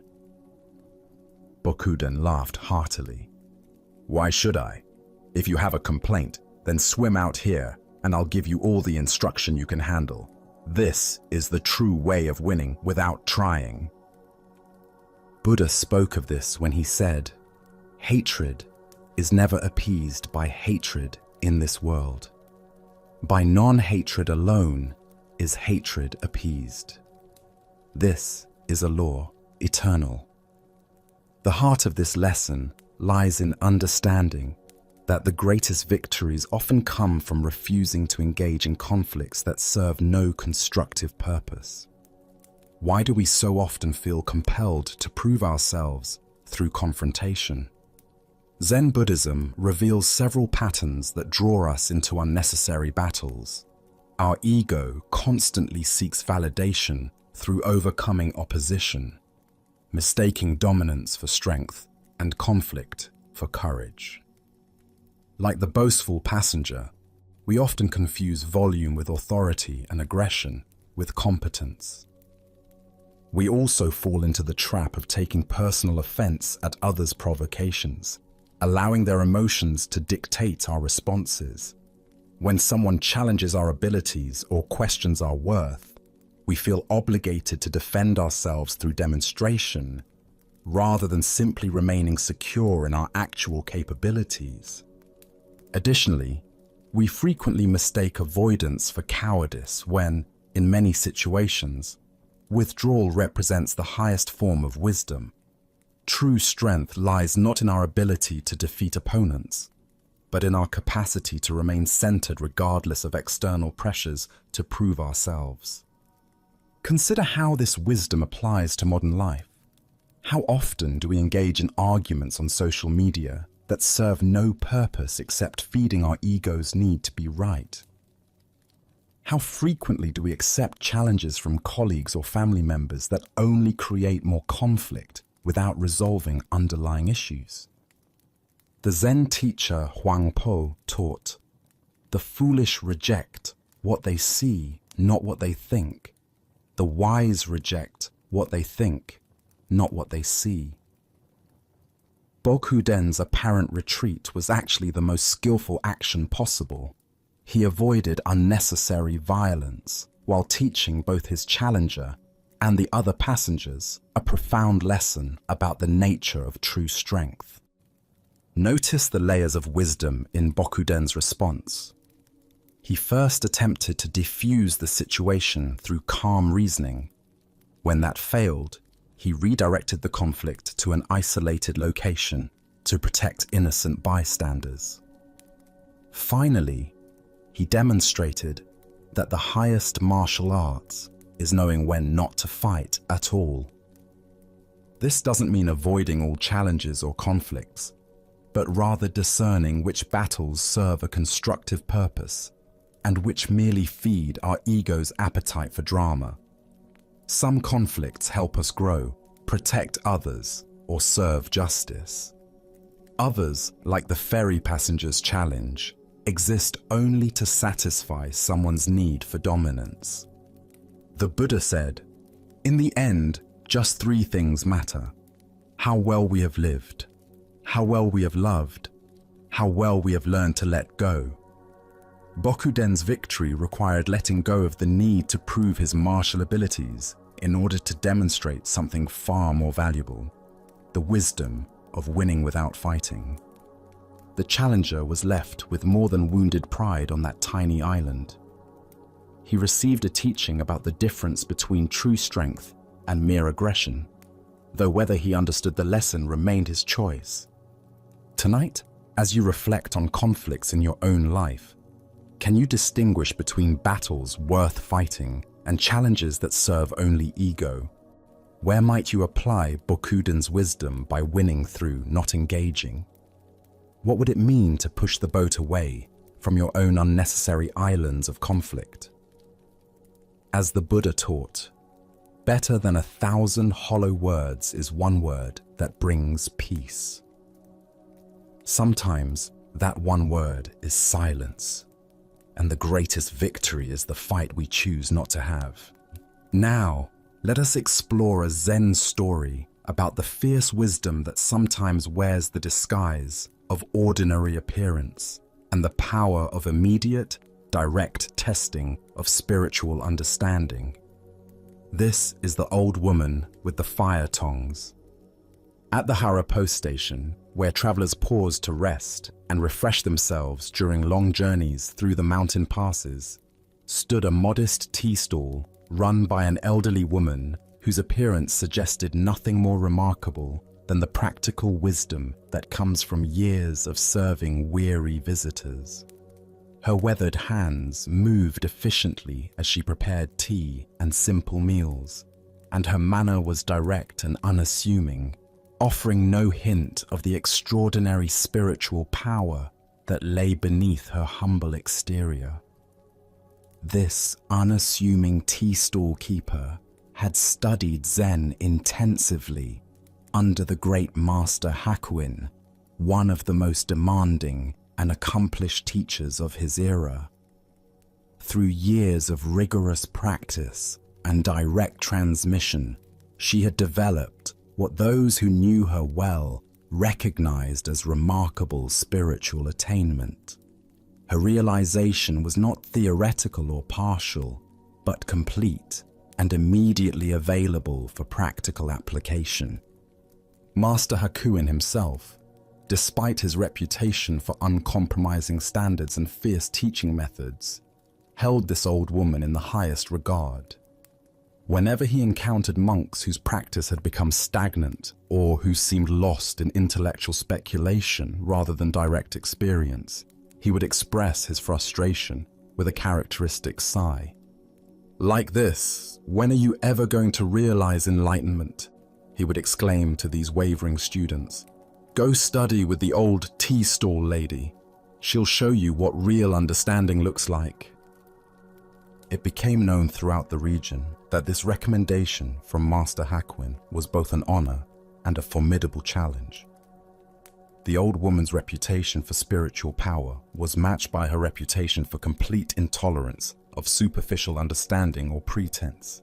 She had no patience for students who thought they could impress her with elaborate philosophical discussions or impressive credentials. When monks would arrive at her tea stall, word of their spiritual seeking often preceded them. The moment such a visitor appeared, the old lady would immediately cut through any preliminary conversation with a direct challenge. "Studying Zen?" she would demand, her voice carrying an authority that seemed inconsistent with her humble appearance. "Yes," the monk would typically reply, perhaps expecting to engage in the kind of respectful dialogue that usually characterized encounters between spiritual practitioners. When the unsuspecting monk followed her behind the screen, expecting perhaps to engage in formal Dharma discussion or to receive traditional spiritual instruction, he would instead find himself immediately confronted with a penetrating Zen question designed to reveal the actual depth of his understanding rather than his ability to discuss spiritual topics intellectually. The moment the monk showed any sign of hesitation, any indication that he was thinking about his response rather than responding from direct realization, the old lady would drive him out with a pair of iron fire tongs, wielding them with the fierce authority of someone who had no interest in wasting time on partial understanding or spiritual pretense. Her method was instantaneous and uncompromising. She could distinguish immediately between authentic realization and intellectual knowledge, between direct understanding and spiritual performance. Those who tried to impress her with learned responses or philosophical sophistication found themselves chased away by her fire tongs, while those who responded from genuine understanding received her recognition and further guidance. Buddha's wisdom reminds us, by three methods we may learn wisdom. First, by reflection, which is noblest. Second, by imitation, which is easiest. And third, by experience, which is the bitterest. The deeper teaching here shows us how authentic spiritual understanding reveals itself through immediate, direct response rather than through elaborate intellectual demonstration. This story unveils something profound about the nature of real spiritual authority and the difference between genuine realization and scholarly knowledge about spiritual topics. The old tea stall woman embodied a form of teaching that prioritized direct transmission over comfortable dialogue, immediate testing over gradual instruction. Her humble appearance and ordinary occupation disguised extraordinary spiritual attainment, pointing toward a crucial teaching about where authentic wisdom can be found. We often expect profound understanding to come from obviously impressive sources, famous teachers, elaborate institutions, or people who look the part of spiritual authority. But genuine realization can emerge anywhere, and often chooses humble forms precisely because they're less likely to attract ego-driven seekers. Why did Master Hakuin, himself a formidable teacher, defer to this old woman's superior ability to test students' understanding? Her method revealed something that formal temple instruction sometimes missed: the ability to distinguish instantly between conceptual knowledge and direct realization. In the artificial environment of formal spiritual settings, students can learn to perform understanding convincingly, but her tea stall provided a context where only authentic realization could survive her fierce testing. The fire tongs represent something important about effective spiritual teaching. Sometimes genuine compassion requires driving away students who aren't ready for real teaching, who are still operating from intellectual understanding rather than direct experience. Her seeming harshness was actually profound kindness. She refused to allow students to remain satisfied with partial understanding, that would ultimately limit their spiritual development. This ancient wisdom illuminates our tendency to confuse spiritual sophistication with spiritual realization. In our current spiritual culture, we often value teachers who can speak eloquently about consciousness, who can reference multiple traditions knowledgeably, or who can provide complex explanations for spiritual phenomena. But the old woman's testing revealed whether students could respond from immediate understanding rather than memorized concepts. Her demand, studying Zen, followed immediately by practical testing, demonstrates the difference between studying about spirituality and actualizing spiritual understanding in moment-to-moment awareness. Many people can discuss Zen principles intelligently, but fewer can demonstrate the immediate clarity and presence that authentic practice develops. The story reveals the importance of what Zen calls Dharma combat, the practice of testing understanding through direct, immediate exchange rather than gentle, supportive dialogue. This isn't cruelty, but precision. The recognition that genuine spiritual development requires the ability to respond from truth rather than from learned responses or comfortable formulas. We can observe similar dynamics in many areas where authentic mastery is distinguished from theoretical knowledge. The medical emergency that reveals which doctors can think clearly under pressure versus those who function well only in controlled academic settings. The crisis that shows which leaders can respond wisely to unexpected challenges rather than just managing predictable situations. This teaching also points us toward understanding the role of immediate testing in spiritual development. The old woman's fire tongs created a situation where students couldn't rely on familiar intellectual responses, but had to access whatever direct understanding they actually possessed. This kind of pressure can reveal both the strength and limitations of our realization.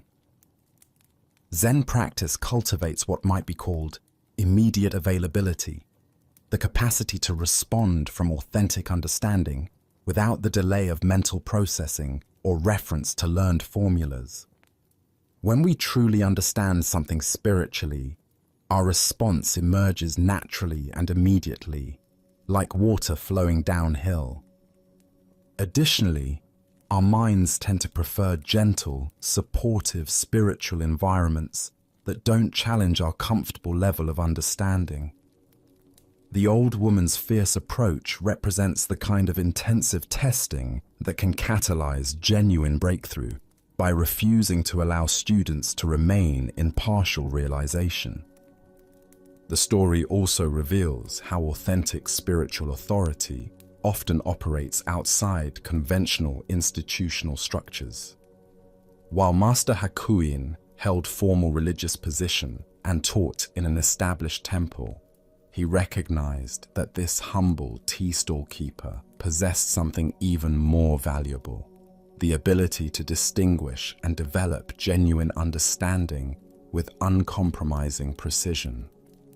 Tonight, as you consider your own spiritual understanding, can you identify areas where you might be relying on intellectual knowledge rather than direct realization? If you were confronted by the old woman's fire tongs, could you respond from authentic understanding, or would you find yourself grasping for learned concepts and familiar spiritual language? As the Buddha taught, better than 1,000 hollow words is one word that brings peace. The old woman's fierce testing ensured that students developed the kind of understanding that brings genuine peace rather than intellectual satisfaction.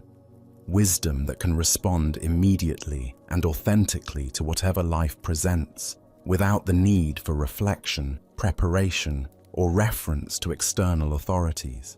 Let us continue on our journey with a teaching about the dangerous gap between conceptual understanding and lived experience. This is the story of the one-eyed monk and the silent debate. In ancient China, when traveling monks wandered from monastery to monastery seeking teachings and testing their understanding, a particular custom had developed among Zen communities. Before a wandering monk could receive lodging for the night, he had to engage in what was called Dharma combat, with either the abbot or a designated representative. This wasn't physical fighting, but a contest of spiritual wit and understanding, where profound questions and paradoxical answers revealed the depth of each participant's realization. At one renowned monastery nestled in bamboo forests, a travel-worn monk arrived as evening shadows began to lengthen across the courtyards. His robes were dusty from mountain paths, his straw sandals worn thin, but his eyes carried the alert brightness of someone genuinely seeking deeper understanding. The abbot, busy with evening duties, assigned his personal attendant to conduct the traditional Dharma encounter. This attendant had served the monastery faithfully for many years, though he possessed what others might consider a disadvantage. He had lost one eye in an accident during his youth. Despite this physical limitation, or perhaps because of the clarity it had brought to his inner vision, he had developed profound insight into the Buddha's teachings. When the two monks met in the monastery's formal reception hall, the traveling monk proposed something unusual. "Let us engage in silent debate," he suggested, gesturing with his hands to indicate they would communicate through gestures alone rather than words. Sometimes the deepest truths transcend language altogether. The attendant nodded agreement, and they began their wordless exchange.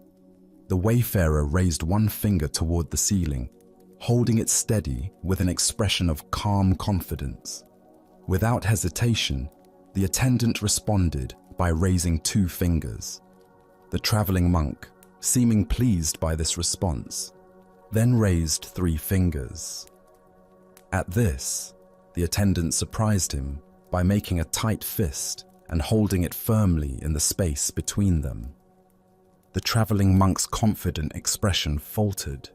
For a moment, he stared at the clenched fist, his face showing confusion and something approaching alarm. Then, without attempting any further gestures, he bowed quickly and left the hall. Soon afterward, he found the abbot and spoke with obvious respect and disappointment. "Venerable Sir, your representative is far too advanced for me. I must continue my journey rather than presume to stay in your monastery tonight." The abbot raised his eyebrows with interest. "Please, tell me what transpired in your exchange." "Well," the traveler explained earnestly, "I began by holding up one finger to symbolize the Buddha, the awakened one who showed us the path to enlightenment. But your monk immediately responded with 2 fingers, indicating the Buddha and the Dharma, both the teacher and the teachings he offered. So I raised 3 fingers to represent the complete triple gem, the Buddha, the Dharma, and the Sangha, the community of practitioners. But then he held up a clenched fist to show that all 3 are actually one unified reality. His understanding is clearly beyond mine, so I must seek instruction elsewhere before I could be worthy of staying here." The abbot listened to this interpretation with growing surprise, for he knew his attendant's character well. As the traveling monk departed into the gathering dusk, the attendant himself appeared, visibly agitated and breathing hard from running. "Where is that insolent rascal?" he demanded, his single eye blazing with indignation. "I've been looking everywhere for him. The nerve of that man. I've never encountered such rudeness disguised as spiritual inquiry." "What exactly happened?" the abbot asked, genuinely curious now about what had transpired between these 2 very different interpretations of the same event. "First," the attendant explained, his voice rising with remembered offense, He insulted me by holding up one finger to indicate that I had only one eye. Can you imagine? Here I thought we were engaging in spiritual discourse, but he immediately drew attention to my physical limitation. Determined to remain polite despite such crudeness, I held up two fingers to acknowledge that he was blessed with two eyes. I was trying to show that I bore him no ill will for his thoughtless comment. The attendant paused to catch his breath, his agitation increasing as he continued. But the scoundrel wasn't satisfied with that insult. Next, he held up three fingers to rub it in further, indicating that between the two of us, there were only 3 eyes total. He was deliberately emphasizing our difference, making sure I couldn't forget my disability. That's when I'd had enough. I made a fist because I was about to hit him for his persistent rudeness. But the coward saw what was coming and ran off before I could teach him proper manners. The abbot stood in stunned silence, contemplating this remarkable demonstration of how two people could participate in identical events while inhabiting completely different realities. The Buddha taught, "We see the world not as it is, but as we are."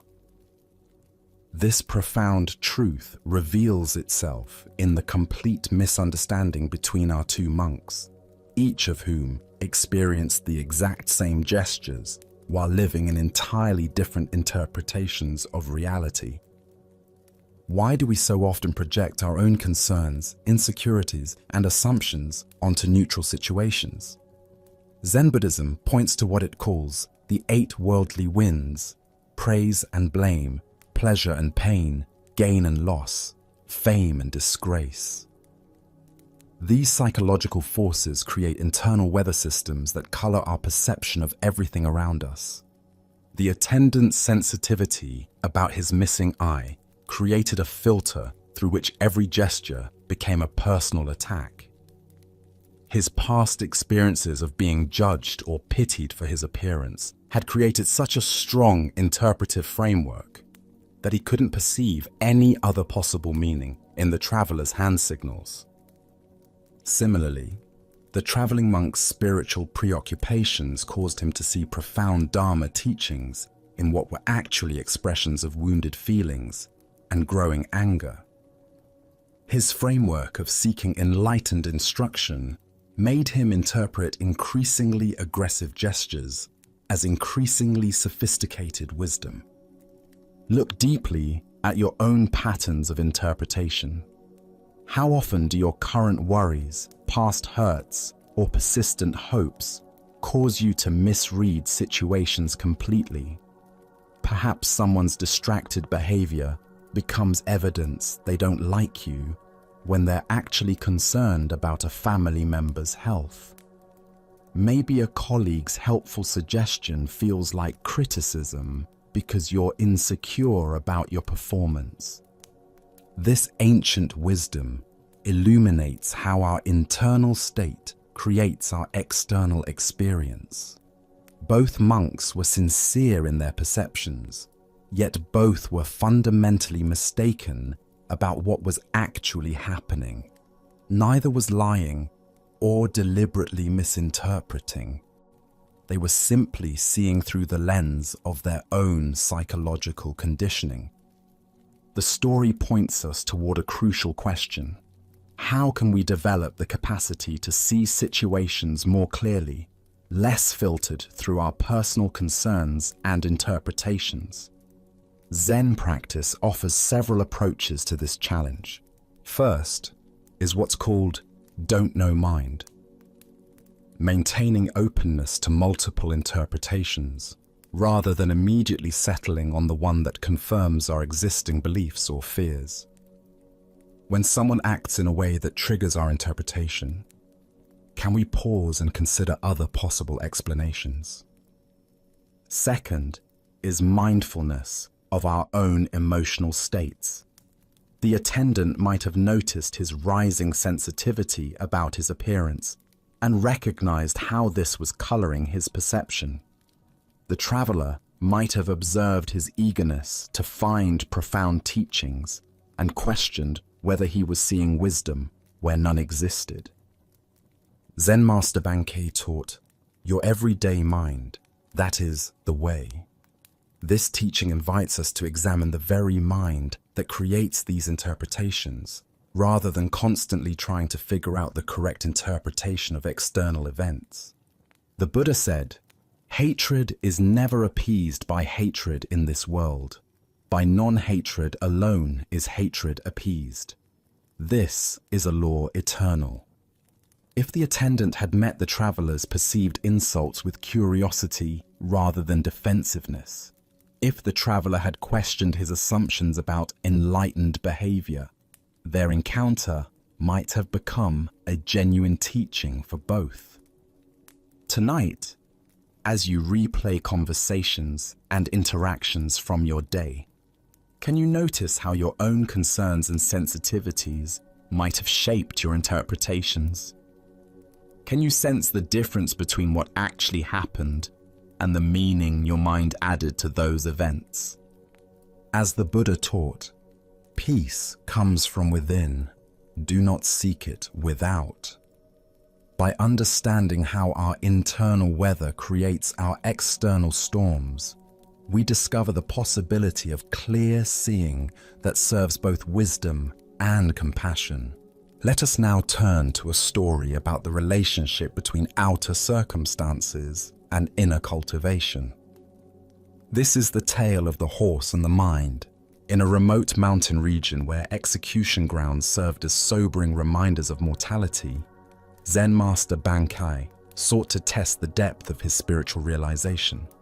For several nights, he sat in meditation beneath a wooden crucifix, using the proximity of death to penetrate more deeply into the nature of existence. After completing this intense retreat, Bankei made his way to a nearby area where he could rest. He found a peaceful spot on an embankment surrounding a horse corral where he lay down to continue his contemplation under the open sky. As he rested there, absorbed in profound silence, a harsh sound shattered his peace. From within the corral came the violent sounds of a warrior brutally beating his horse. The animal's cries mixed with the sharp crack of a whip and angry shouts of a man losing control. Master Bankei observed this scene with growing concern. The warrior was clearly frustrated, taking out his inner turmoil on the innocent animal. Each blow seemed to make the horse more agitated, rather than more compliant, creating a vicious cycle of violence and resistance. Unable to remain silent, Bankei called out from his position, "Hey, what do you think you are doing?" The warrior, absorbed in rage, ignored the interruption and continued his harsh treatment. The beating intensified, and so did Bankai's concern for both the animal and the man degrading himself through such cruelty. "Hey!" Bankei called out again, his voice carrying the authority of someone who had spent years cultivating inner peace. "What do you think you are doing?" Still, the warrior continued, lost in frustration and anger. The horse became increasingly panicked, which only seemed to fuel the man's determination to force compliance through violence. A third time, Bankai's voice rang out, "Hey! What do you think you are doing?" This time, something in the master's tone penetrated the warrior's rage. The man stopped his beating, climbed down from his horse, and approached the embankment. As he drew closer, his expression changed. There was something about this stranger that commanded respect, a quality of presence that spoke of deep, inner development. "You were yelling at me," the warrior said, his voice still carrying traces of anger, but now mixed with curiosity. "Do you have something to tell me?" Bankei looked at the man with compassion, seeing not an enemy, but someone caught in the same cycles of frustration that trap us all. His response was simple yet profound. Rather than beat your horse for being unruly, why not chastise yourself and train your own mind right? The words hung in the air between them, like a bridge connecting two very different approaches to dealing with difficulty. The warrior had been trying to solve his problem through external force and control. Bankai was pointing to an entirely different possibility. As the Buddha observed, conquer anger with non-anger, conquer badness with goodness, conquer meanness with generosity, conquer dishonesty with truth. This teaching captures the essence of what Bankai offered the frustrated warrior. The recognition that our external struggles mirror our internal state. What emerges from this story is the profound insight that we cannot successfully force the world to conform to our expectations through aggression or control. The warrior's approach, beating the horse into submission, represents how we often try to manage difficult circumstances in our own lives. We become frustrated with external conditions and respond with force, criticism, or manipulation, never recognizing that the real work lies within. Why do we instinctively blame external circumstances for our frustration? Buddhist psychology explains that the untrained mind seeks to maintain its comfort by controlling its environment, rather than developing the flexibility to respond skillfully to whatever arises. This creates what Zen calls pushing the river, exhausting ourselves, trying to force reality to match our preferences. Consider how this pattern manifests in daily life. The computer that crashes during an important project becomes the target of our anger, when the real issue is our attachment to having technology work perfectly. The traffic jam that makes us late triggers road rage, when the actual problem is our expectation that travel should always be smooth. The family member who doesn't respond to our advice becomes the focus of our frustration, when the deeper issue is our need to control others' choices. In each case, we're like the warrior beating the horse, applying force to external circumstances while ignoring the internal conditions that create our suffering. The horse represents the uncontrollable aspects of life: other people's behavior, natural events, technological failures, and the inherent unpredictability of existence.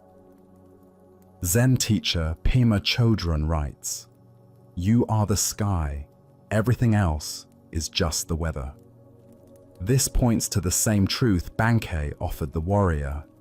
Instead of trying to control the weather of external circumstances, we can develop the spacious awareness that remains calm regardless of conditions.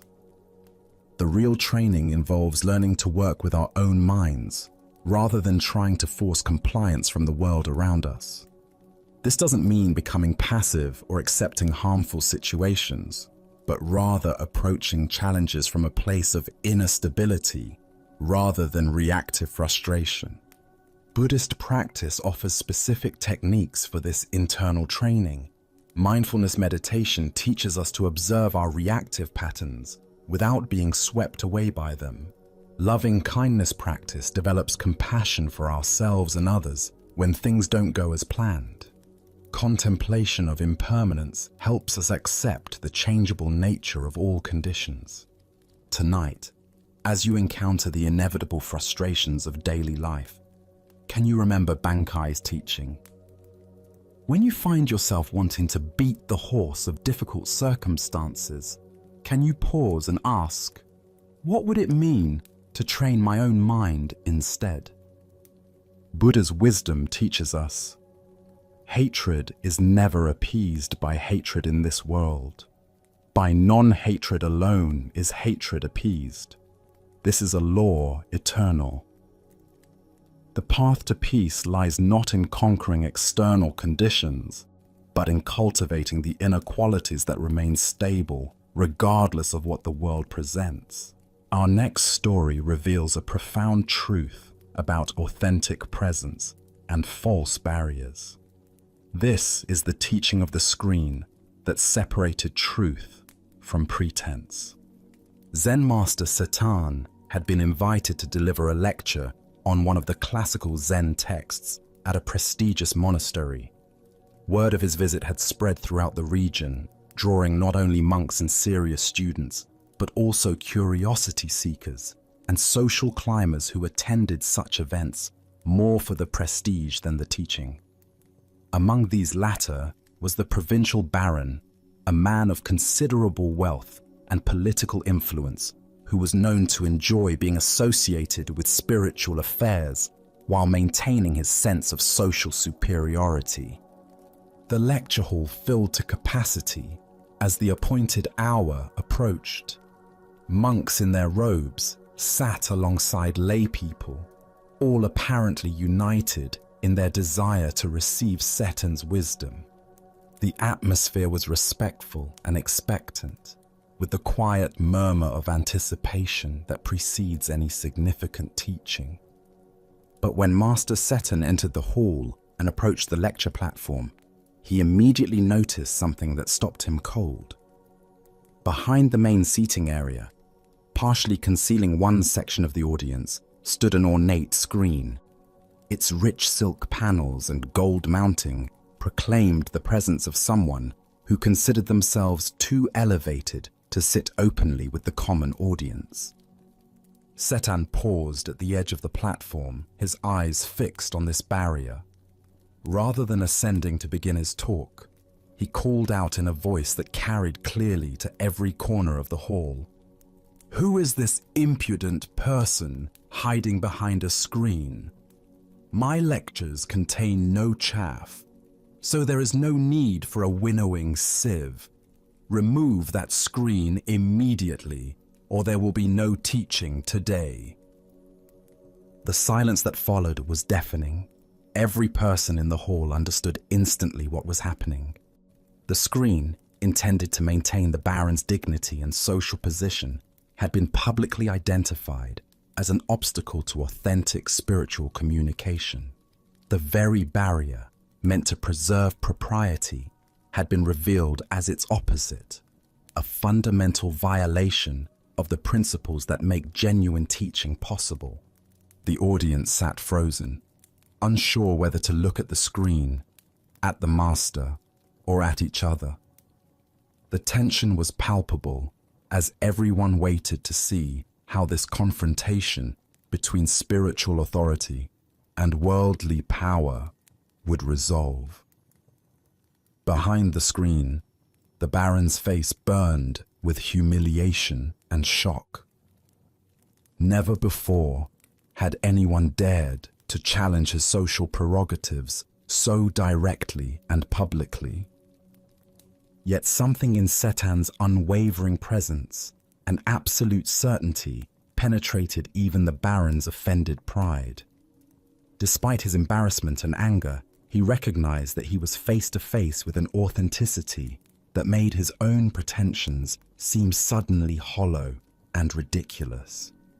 The screen that had seemed so necessary moments before now felt like a prison of his own making. With as much grace as he could muster, the baron ordered his servants to remove the screen. He then took a place among the other listeners, sitting openly in the same hall with merchants, farmers and monks, people he would normally consider beneath his notice. As the ornate barrier was carried away, something else seemed to be removed as well: the invisible walls that separate human beings when they gather around truth. Only then did Master Satan ascend the platform and begin his lecture.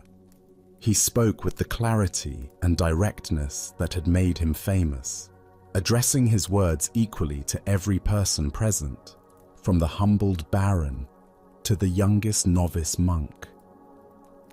The teaching that followed was said to be one of the most profound of his career, perhaps because it arose from a completely authentic encounter between teacher and audience.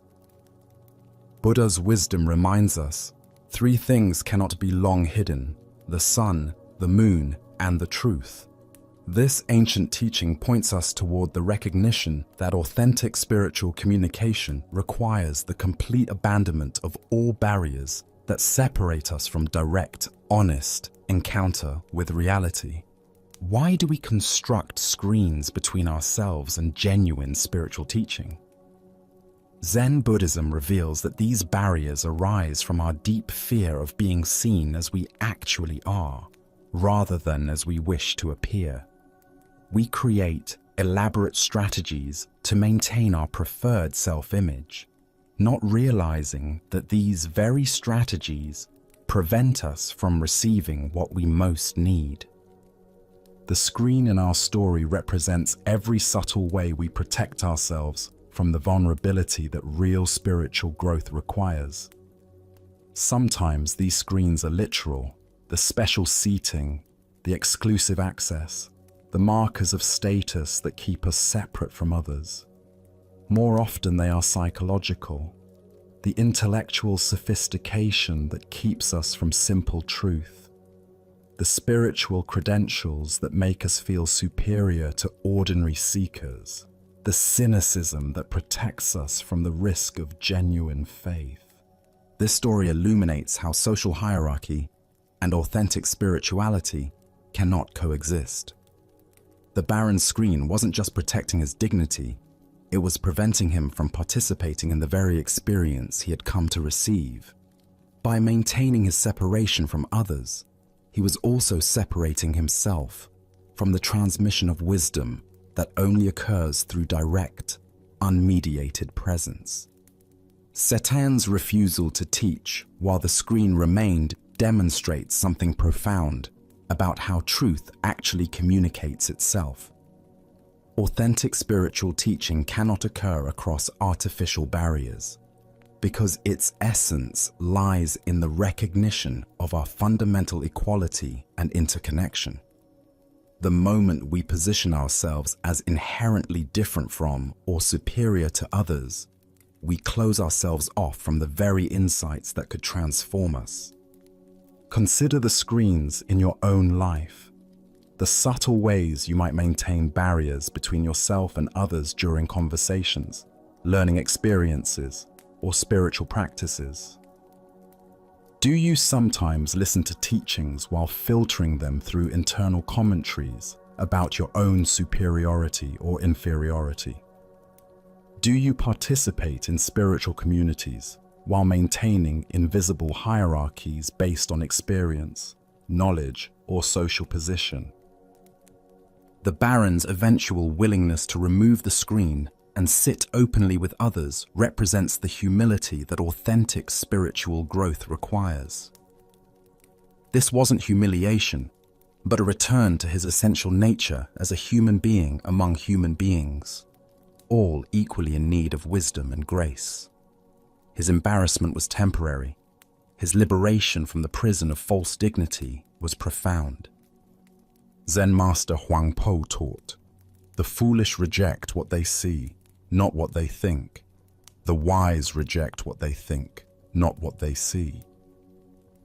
The screen represented the Baron's thoughts about who he was and how he should be treated. When he finally saw clearly, he recognized these thoughts as obstacles to direct experience. Additional wisdom appears in how Setan handled this confrontation. He didn't shame the Baron personally, but identified the screen itself as the problem. His metaphor of chaff and winnowing basket was brilliantly precise. Chaff is the useless covering that must be separated from grain, and a winnowing sieve makes that separation possible. But since his teaching contained no useless elements, no tool for separating good from bad was necessary. We can also observe how this teaching applies to our contemporary spiritual landscape, where social media, celebrity teachers, and expensive retreats can create their own forms of screening. How often do we approach spiritual teachings from behind the screens of our consumer preferences, our tribal identities, or our need to appear sophisticated rather than simply hungry for truth. Tonight, as you settle into reflection, can you sense where screens might exist between you and authentic encounters with this moment? Can you feel the relief that comes from setting aside the barriers that maintain your preferred image and simply being present as you actually are? As the Buddha taught, simplicity is the ultimate sophistication. In removing our screens, we discover that what we thought we needed to protect was actually preventing us from receiving what we most deeply sought. Let us now turn to a story about the nature of presence and the boundaries we create between availability and solitude. This is Out Today. Master Sengai had developed an unusual habit that both puzzled and amused his community.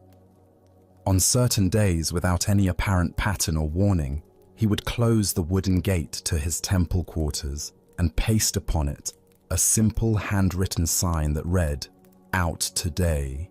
Yet anyone passing by could clearly see him through the spaces in the fence, walking peacefully back and forth in his front garden, tending to his plants, sitting in meditation, or simply enjoying the afternoon sunshine. The master made no effort to hide his presence. He moved about his daily activities with complete naturalness, watering flowers, sweeping leaves, or reading beneath his favorite tree. To any observer, he was obviously at home and available, making the sign's message seem like either a joke or a contradiction. One afternoon, a samurai official who had long been acquainted with the master happened to pass by the temple. Noticing Sengai clearly visible in his garden, the official approached the gate with a friendly smile and called out, "Your Reverence, I haven't seen you in some time. How have you been? I was hoping we might have a conversation." Master Sengai looked up from the chrysanthemums he was arranging and simply pointed to the sign posted prominently on his gate. "Please read what it says," he replied matter-of-factly. The samurai, increasingly confused, gestured toward the master with obvious bewilderment. "But Your Reverence, you're clearly here, aren't you? I can see you right there in front of me. You must just be kidding around." Sengai dismissed him with a gentle wave of his hand, his expression remaining perfectly serious. "That sign says I'm out. It's as true as anything can be." And with that declaration, he turned his attention back to his flowers, refusing any further conversation. The samurai stood at the gate for several more minutes, watching the master continue his gardening, trying to comprehend this strange interaction. Finally, shaking his head in confusion, he departed, leaving Master Sengai to his peculiar form of absence. As the Buddha understood, peace comes from within. Do not seek it without. This teaching relates profoundly to our modern struggle with the boundaries between availability and inner sanctuary, between social obligation and spiritual necessity. Why do we find it so difficult to establish clear boundaries around our inner availability, even when we are physically present? This story unveils our complex relationship with accessibility and the guilt we often feel about not being constantly available to others' needs and expectations. In our hyper-connected world, the pressure to be perpetually accessible has become overwhelming. Our phones buzz with constant demands for attention. Our email inboxes fill with urgent requests. Social media creates an expectation of immediate response and continuous engagement. We have lost the ancient wisdom of knowing when to be present and when to be out, regardless of our physical location. Master Sengai understood something profound about the nature of true availability. Being physically present doesn't automatically mean being internally available for meaningful interaction. Sometimes we need to be out from social engagement in order to be fully in with our inner work, our spiritual practice, or simply the restoration of our authentic self. This teaching also reveals our tendency to confuse physical presence with emotional or spiritual accessibility. How often do we assume that because someone is visible, they should automatically be available for our needs? How frequently do we ignore others' subtle signals that they need space simply because they haven't erected obvious barriers? Zen Master Yunmen taught, "Every day is a good day." This doesn't mean every day is appropriate for the same activities or interactions. Some days are good for engagement, others for solitude. Some moments call for availability, others for protective boundaries. Wisdom lies in recognizing which is needed when. We can observe this dynamic in countless modern situations. The parent who loves their children deeply but recognizes they need an hour of uninterrupted quiet time to remain emotionally available later. The artist who must protect their creative space from well-meaning friends who don't understand the delicate nature of inspiration. The spiritual practitioner who needs to establish boundaries around their meditation time, even if others consider it selfish or antisocial. The samurai's confusion reflects our cultural discomfort with boundaries that aren't immediately logical or convenient for others. We want people's availability to match our schedules and needs, rather than their own inner rhythms and requirements. When someone establishes a boundary that doesn't make sense to us, we often assume they're being arbitrary, unfriendly, or deceptive. This ancient wisdom illuminates another important distinction: the difference between isolation and conscious solitude. Master Sengai wasn't hiding from life or avoiding responsibility. He was claiming his right to be present with himself, to engage with his immediate environment without the overlay of social interaction and conversation. Additionally, our minds tend to assume that availability is a moral obligation rather than a conscious choice. We feel guilty for not being constantly accessible, as if our worth depends on our willingness to interrupt our own needs for others' convenience. This creates a pattern of resentment and depletion that ultimately makes us less genuinely available when authentic connection is possible. The story also points us toward understanding the power of clear, simple boundaries. Master Sengai didn't offer elaborate explanations or justifications for his unavailability. He didn't apologize or make excuses. He simply stated a fact. Today he was out from social engagement, and this was as true and valid as any other truth. Tonight, as you consider your own relationship with availability and boundaries, can you identify times when you might need to be out, even while physically present? What would it mean to honor your inner rhythms of engagement and solitude without guilt or extensive justification? The Buddha said, "You yourself, as much as anybody in the entire universe, deserve your love and affection." Part of this self-love involves knowing when to be available to others and when to be available to yourself, trusting that both forms of presence serve the greater good. Our next story reveals the difference between knowledge and true awareness. This is the tale of the teacher who thought he had arrived. After a decade of intensive training under various masters, studying countless texts, and dedicating himself wholly to Zen practice, a monk named Tenno finally achieved what he had long sought: recognition as a qualified teacher. His understanding of Buddhist philosophy was profound. His meditation practice was deep and stable, and his ability to guide others had been tested and approved. He received the formal acknowledgement that he was ready to teach the Dharma and help others along the path of awakening. Proud of his accomplishment, and eager to learn from one of the most renowned masters of his time, Tenno decided to visit the famous Zen master, Nan-in. The older teacher's reputation for wisdom and insight was legendary throughout the region, and Tenno looked forward to engaging in deep Dharma discussions and perhaps receiving some final polishing of his understanding. It was a rainy day when Tenno made his pilgrimage to Nanin's temple. The roads were muddy and slippery, puddles reflected the grey sky, and the steady rainfall required him to carry an umbrella to stay dry. When he reached the temple, he carefully removed his wooden clogs and placed them on the covered porch along with his umbrella, just as custom dictated.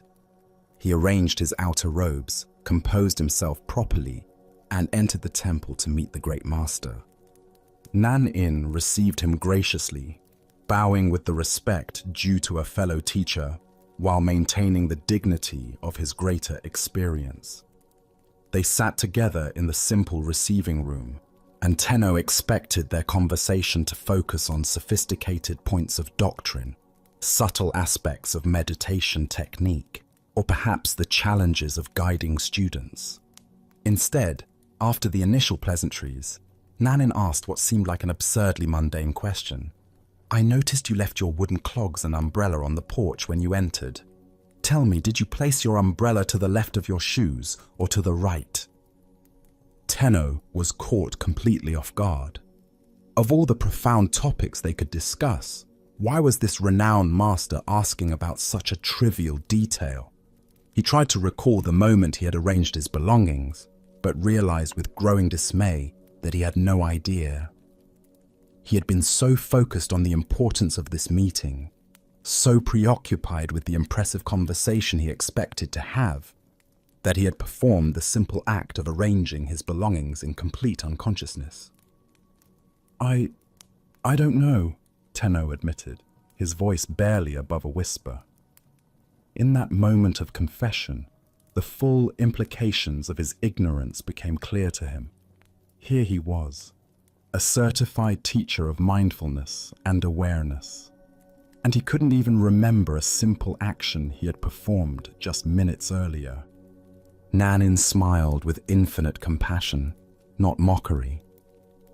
"Then you have not yet attained full awareness," he said gently. "Someone who is truly awake pays complete attention to every moment, every action, every detail of experience. The way you arrange your belongings reflects the same quality of attention you bring to meditation, to teaching, to all of life." In that instant, Tenno's pride in his accomplishments crumbled, replaced by a humbling recognition of how much deeper his practice needed to go. He understood that true awareness isn't something you achieve once and then possess forever. It's a quality of attention that must be cultivated and maintained in every single moment, in the most ordinary activities as well as the most exalted spiritual practices. Without hesitation, Tenno requested to become Nanin's student. For the next 10 years, he studied under the master's guidance, learning to bring the same quality of conscious attention to placing his shoes that he brought to formal meditation, to treat the arrangement of an umbrella with the same reverence he showed to sacred texts. When he finally left Nanin's temple, he was a completely different kind of teacher, one who understood that enlightenment is not a destination, but a way of traveling, not an achievement, but a continuous practice of complete presence. As the Buddha observed, if you want to know your past, look at your present condition. If you want to know your future, look at your present actions. What emerges from this story is the recognition that true spiritual development is measured not by our peak experiences, but by the quality of attention we bring to ordinary moments. Why do we assume that enlightenment exists only in special circumstances, formal practices, or elevated states of consciousness? Zen Buddhism teaches that awakening is found precisely in our ability to be fully present for whatever is actually happening, whether it's sitting in meditation or simply placing an umbrella beside our shoes. Tenno's mistake was common among spiritual practitioners. He had developed the ability to be mindful during designated practice periods, but hadn't yet learned to extend that same quality of awareness to everyday activities. He could be present while sitting in meditation, but unconscious while performing simple tasks. This split between spiritual activities and ordinary activities is one of the most subtle traps on the path of awakening. We imagine that consciousness is something we turn on during meditation and turn off during mundane tasks. But true practice integrates awareness into every aspect of life. Consider your own daily routine. How present are you while brushing your teeth, making coffee, or putting on your shoes? Do you perform these activities with the same quality of attention you might bring to more important tasks? The gap between formal practice and informal practice often reveals where our awareness needs to deepen. Zen Master Dogen taught, "Practice and enlightenment are one." This means that the quality of consciousness we cultivate in any moment is both the path and the destination. There's no separation between developing awareness and being aware. Every moment offers a complete opportunity for awakening. Nanin's question wasn't about umbrellas and shoes. It was about whether Tenno's spiritual development had penetrated into the cellular level of his daily existence.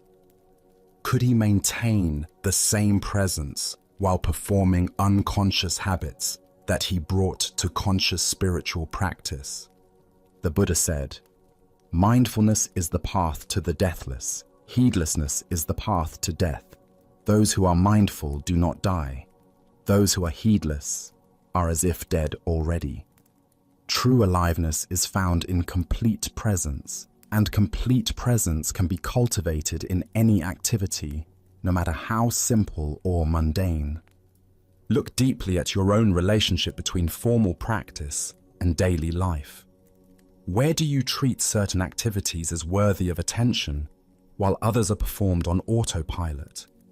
This isn't about becoming obsessively focused on every tiny detail, but about recognizing that the same capacity for presence that serves us in meditation can transform every aspect of our lives.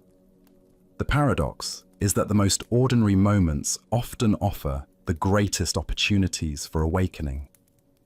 When we're sitting in formal meditation, we expect to be mindful. But when we're simply arranging our belongings or performing routine tasks, we have a chance to discover whether our practice has truly taken root or remains confined to special circumstances. In Zen temples, students are taught that washing dishes is as sacred as chanting sutras, that sweeping floors is as important as studying philosophy. This isn't because these activities are inherently special, but because the quality of consciousness we bring to any activity determines its spiritual value. Thich Nhat Hanh wrote, "Washing dishes is not only a way to have clean dishes. Washing dishes is also a way to live fully in each moment." This points to the fundamental teaching that Nanin was offering Tenno. Every action is an opportunity to practice complete presence. The master's question revealed that Tenno's decade of training had developed his capacity for awareness during designated practice periods, but hadn't yet integrated that awareness into the seamless flow of daily life. He could be conscious when he intended to be conscious, but he hadn't yet learned to make consciousness his default state. This integration is what distinguishes genuine spiritual maturity from mere spiritual knowledge. It's relatively easy to be mindful when we remember to be mindful. The deeper practice is developing the kind of natural awareness that operates whether we're thinking about it or not. Tonight, as you perform the simple actions that end your day, brushing your teeth, changing clothes, arranging items for tomorrow, can you bring the same quality of attention you might give to formal meditation? Can you discover whether your spiritual practice has penetrated into the unconscious habits that make up so much of daily life? Buddha's wisdom reminds us, every moment is a teacher and every place is a classroom. The umbrella beside the shoes was Tenno's teacher that day, revealing exactly where his practice needed to deepen. Sometimes the most profound lessons come disguised as the most ordinary questions, asked by masters wise enough to see that true awakening is found not in transcending the mundane, but in discovering the sacred hidden within it. As we continue our journey through the wisdom of Zen Buddhism, let us explore a story about true spiritual power. This is the tale of the miracle of ordinary living. At Ryumon Temple, the renowned Zen master Bankei was sharing the Dharma with a large gathering of devoted students. The hall was filled with people sitting in quiet attention, absorbing his simple yet profound teachings about living with natural awareness. The evening light filtered through the temple windows, creating an atmosphere of peace and contemplation. In the midst of his discourse, a disturbance arose near the back of the hall. A Shinshu priest, whose own temple had been losing followers to Bankai's growing reputation, pushed his way through the crowd with obvious agitation. His face was flushed with jealousy, and his movements were sharp with competitive energy. Bankai paused his teaching and looked toward the commotion with patient curiosity. "What is this noise that interrupts our evening together?" he asked gently, his voice carrying no irritation despite the disruption. The priest stood up boldly, his voice rising above the murmur of the crowd. "The founder of our sect," he boasted loudly, "had such miraculous powers that he held a brush in his hand on one bank of the river. His attendant held up a paper on the other bank, and the teacher wrote the holy name of Amida through the air. Can you do such a wonderful thing?" The gathered students turned their attention between the challenging priest and their teacher, curious how Bankei would respond to this test of his spiritual abilities. Some expected a demonstration of supernatural powers. Others wondered if their master would engage in debate. Bankai smiled, with the gentle amusement of someone who understood the priest's confusion completely. "Perhaps your fox can perform that trick," he replied lightly. "But that is not the manner of Zen. My miracle is that when I feel hungry, I eat, and when I feel thirsty, I drink." The temple fell into profound silence as the simple profundity of these words settled into the hearts of those present. The priest, expecting magical displays, found himself face to face with a teaching about the extraordinary nature of ordinary experience. The Buddha once said, "If you want to know your past, look at your present condition. If you want to know your future, look at your present actions." This ancient wisdom illuminates how real spiritual power manifests not in supernatural demonstrations, but in complete presence to what is actually happening. Why do we seek the miraculous outside of our immediate experience? Zen Buddhism reveals our tendency to bypass the profound simplicity of life in search of dramatic spiritual experiences. We imagine enlightenment as something exotic, supernatural, or removed from daily existence, when in truth, it's the capacity to be fully present to whatever is arising. The heart of this lesson lies in understanding that consciousness itself is the ultimate miracle.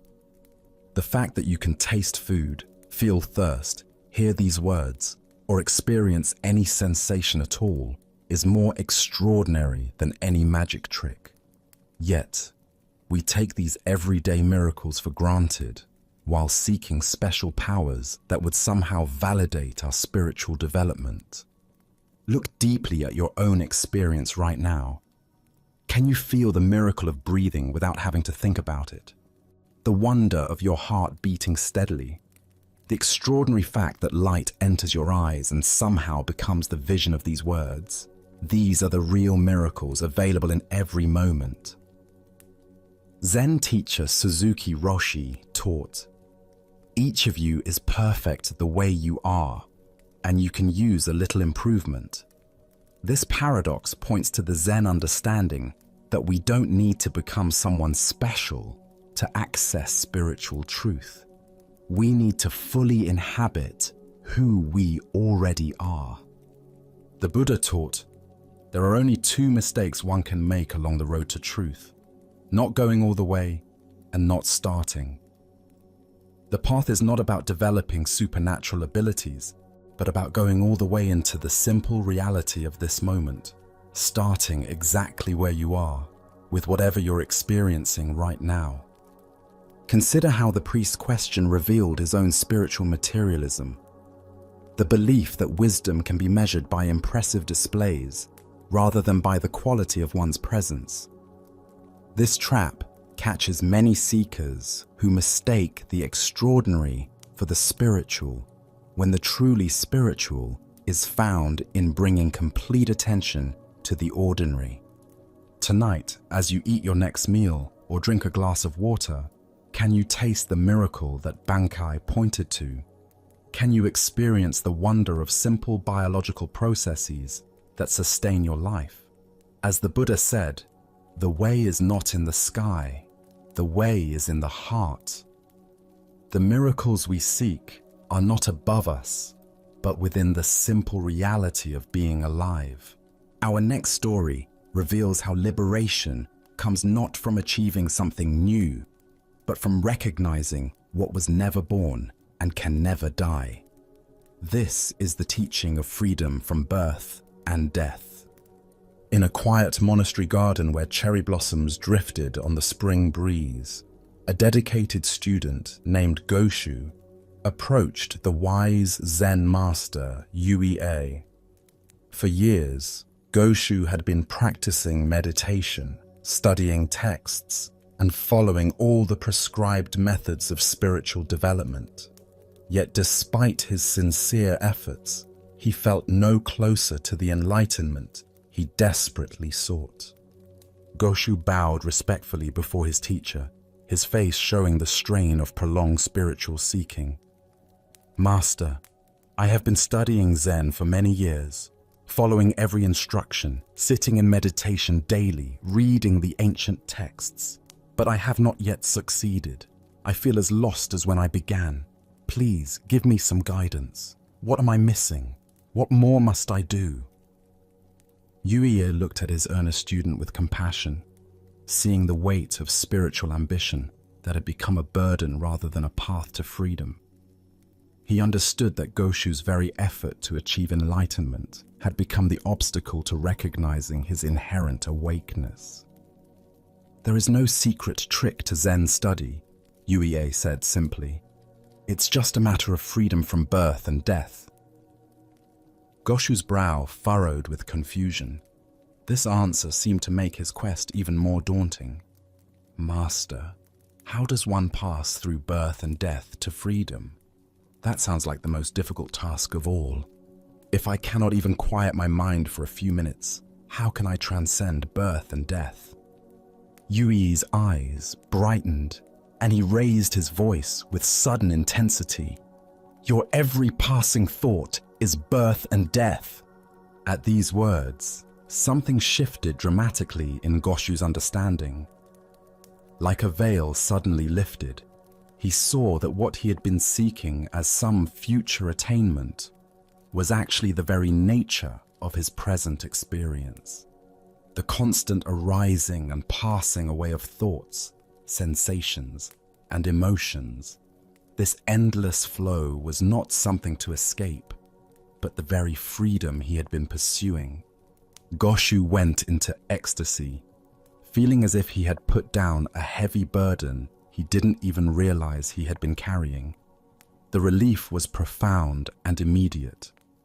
All his years of struggling to become something special dissolved into the recognition that he had never been anything other than the aware space in which all experience appears and disappears. As the Buddha observed, form is emptiness, emptiness is form.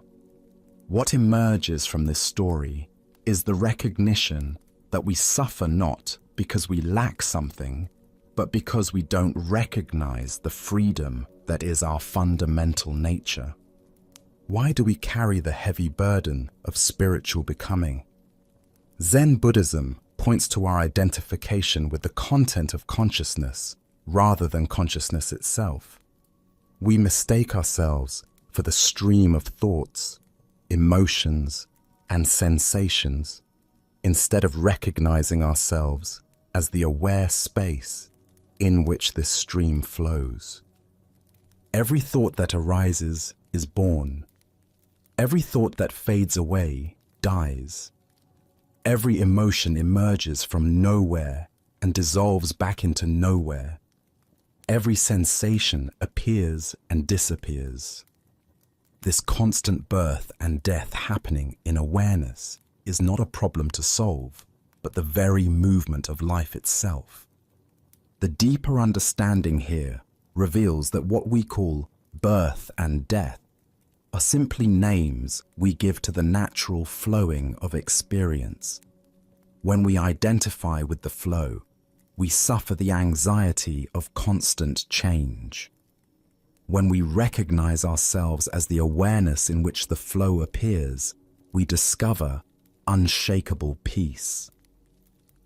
Zen Master Huangpo taught, "Your everyday mind, that is the way."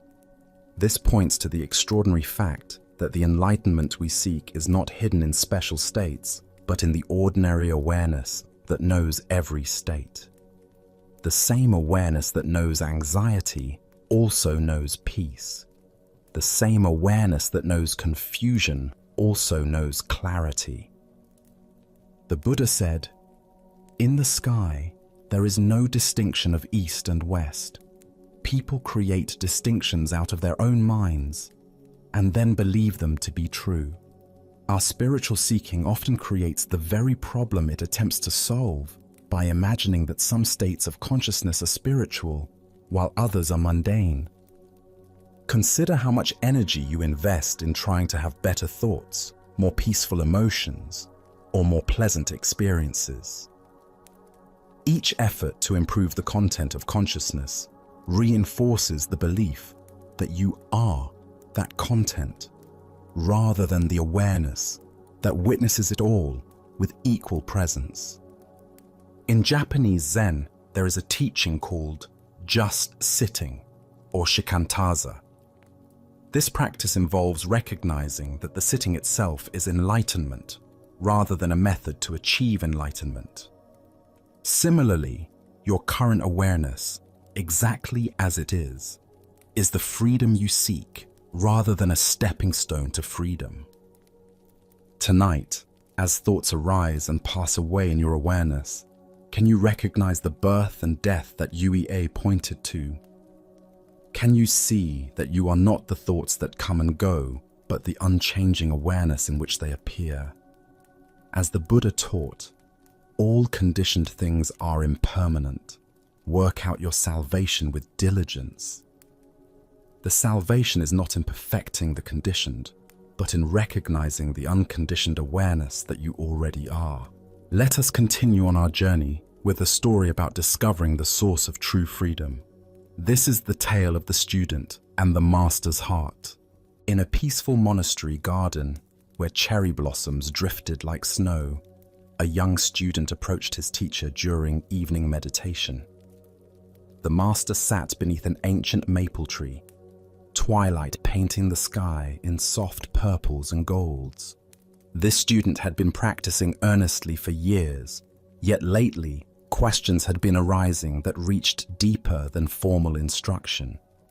Taking a seat beside his teacher, the the student gathered courage to voice what had been troubling him. "Master," he began quietly, "when I was young, I had a deep desire for my family and loved ones to be proud of me. I wanted to excel in studies, to accomplish things that would make them beam with joy. Were you ever the same way?" The master turned his gentle gaze toward the student, seeing in the young man's eyes the same earnest longing that had once driven his own seeking.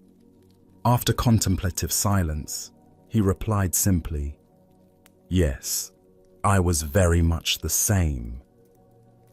The student felt relief at this admission.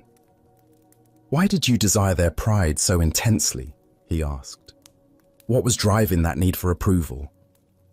The master smiled with tender recognition. "I wanted them to feel they had more reason to love and accept me," he said thoughtfully. "If I could make them proud, surely their love would be secure and abundant. But the reason I desired this went even deeper." The student leaned closer, sensing they were approaching something essential. "I sought their love so desperately," the master continued, "because I, in turn, would feel I had sufficient reason to love and accept myself. I was seeking permission from others to feel good about who I was. Their approval would be evidence of my worthiness even to myself. That was what lay at the root of all my striving." The master paused, watching the first stars appear. "But then one day, I awakened to a revolutionary possibility. I realized I could ask myself a different question. What if I could bypass all external validation and simply learn to love and accept myself unconditionally? What if I didn't require anyone else's approval to feel genuinely good about my existence?" The student felt something shift in his chest as these words settled. "I imagined what it would be like if my happiness no longer depended on outer circumstances, on whether people approved or disapproved of my choices. What if my sense of worth could be as constant as my own heartbeat, independent of any external validation?" The student could feel his teacher's words pointing toward a freedom he had never considered. "And that realization began your quest for self-realization?" "Exactly," the master nodded. "That was when my true spiritual journey began, not with seeking something outside myself, but with discovering what was already complete within." After contemplative silence, the student asked, "And did you never again desire their pride? Did that longing completely disappear?" The master chuckled softly. "Oh, my ego certainly continued to desire approval. Conditioned patterns don't vanish overnight, but something fundamental had shifted in my relationship to those desires. I no longer completely identified with my ego as I had before." He gestured toward the darkening garden, where fireflies had begun their dance. "I learned to see those approval-seeking thoughts as passing phenomena, like these fireflies appearing and disappearing. I could observe them with interest and compassion, but I no longer gave them power to determine my worth." "So you still cared what others thought?" the student asked. "I respected their opinions and honored their perspectives," the master replied. "But I no longer gave them so much weight. Their approval became like weather, sometimes pleasant, sometimes not, but no longer the determining factor in whether I felt at peace with myself." The master's face radiated quiet joy. "And never had I felt so free as when I finally released myself in this way. It was like discovering I had been carrying invisible chains for decades, and suddenly they fell away. The love I had been seeking outside was revealed to have been within me all along." Buddha's wisdom reminds us, if you truly loved yourself, you would never hurt yourself with destructive thoughts, actions, or choices. This teaching points to the heart of the master's discovery. Most suffering stems from the mistaken belief that we must earn the right to love ourselves through external achievements or approval. Here, we discover one of the most revolutionary insights available. Self-love is not a reward to be earned, but our natural birthright to be claimed. We are born complete and worthy, not because of what we accomplish, but simply because we exist. Why do we find unconditional self-love so difficult? From childhood, we absorb messages suggesting love must be earned through good behavior, achievement, or pleasing others. We learn to treat ourselves the way we were treated, often with criticism and conditions. These patterns become so familiar that unconditional self-acceptance feels foreign. Our culture intensifies this conditioning by promoting the myth that happiness comes from external sources. Each message reinforces the delusion that we are incomplete as we are. Consider how much mental energy goes toward managing others' opinions. How often do you modify authentic expression to gain approval? How much self-worth depends on external feedback rather than internal recognition of inherent value? When we love ourselves unconditionally, we create a foundation of fulfillment that allows us to enjoy others' affection without depending on it. We can receive compliments with gratitude rather than desperate hunger, and handle criticism without devastation, because our core worth remains untouched.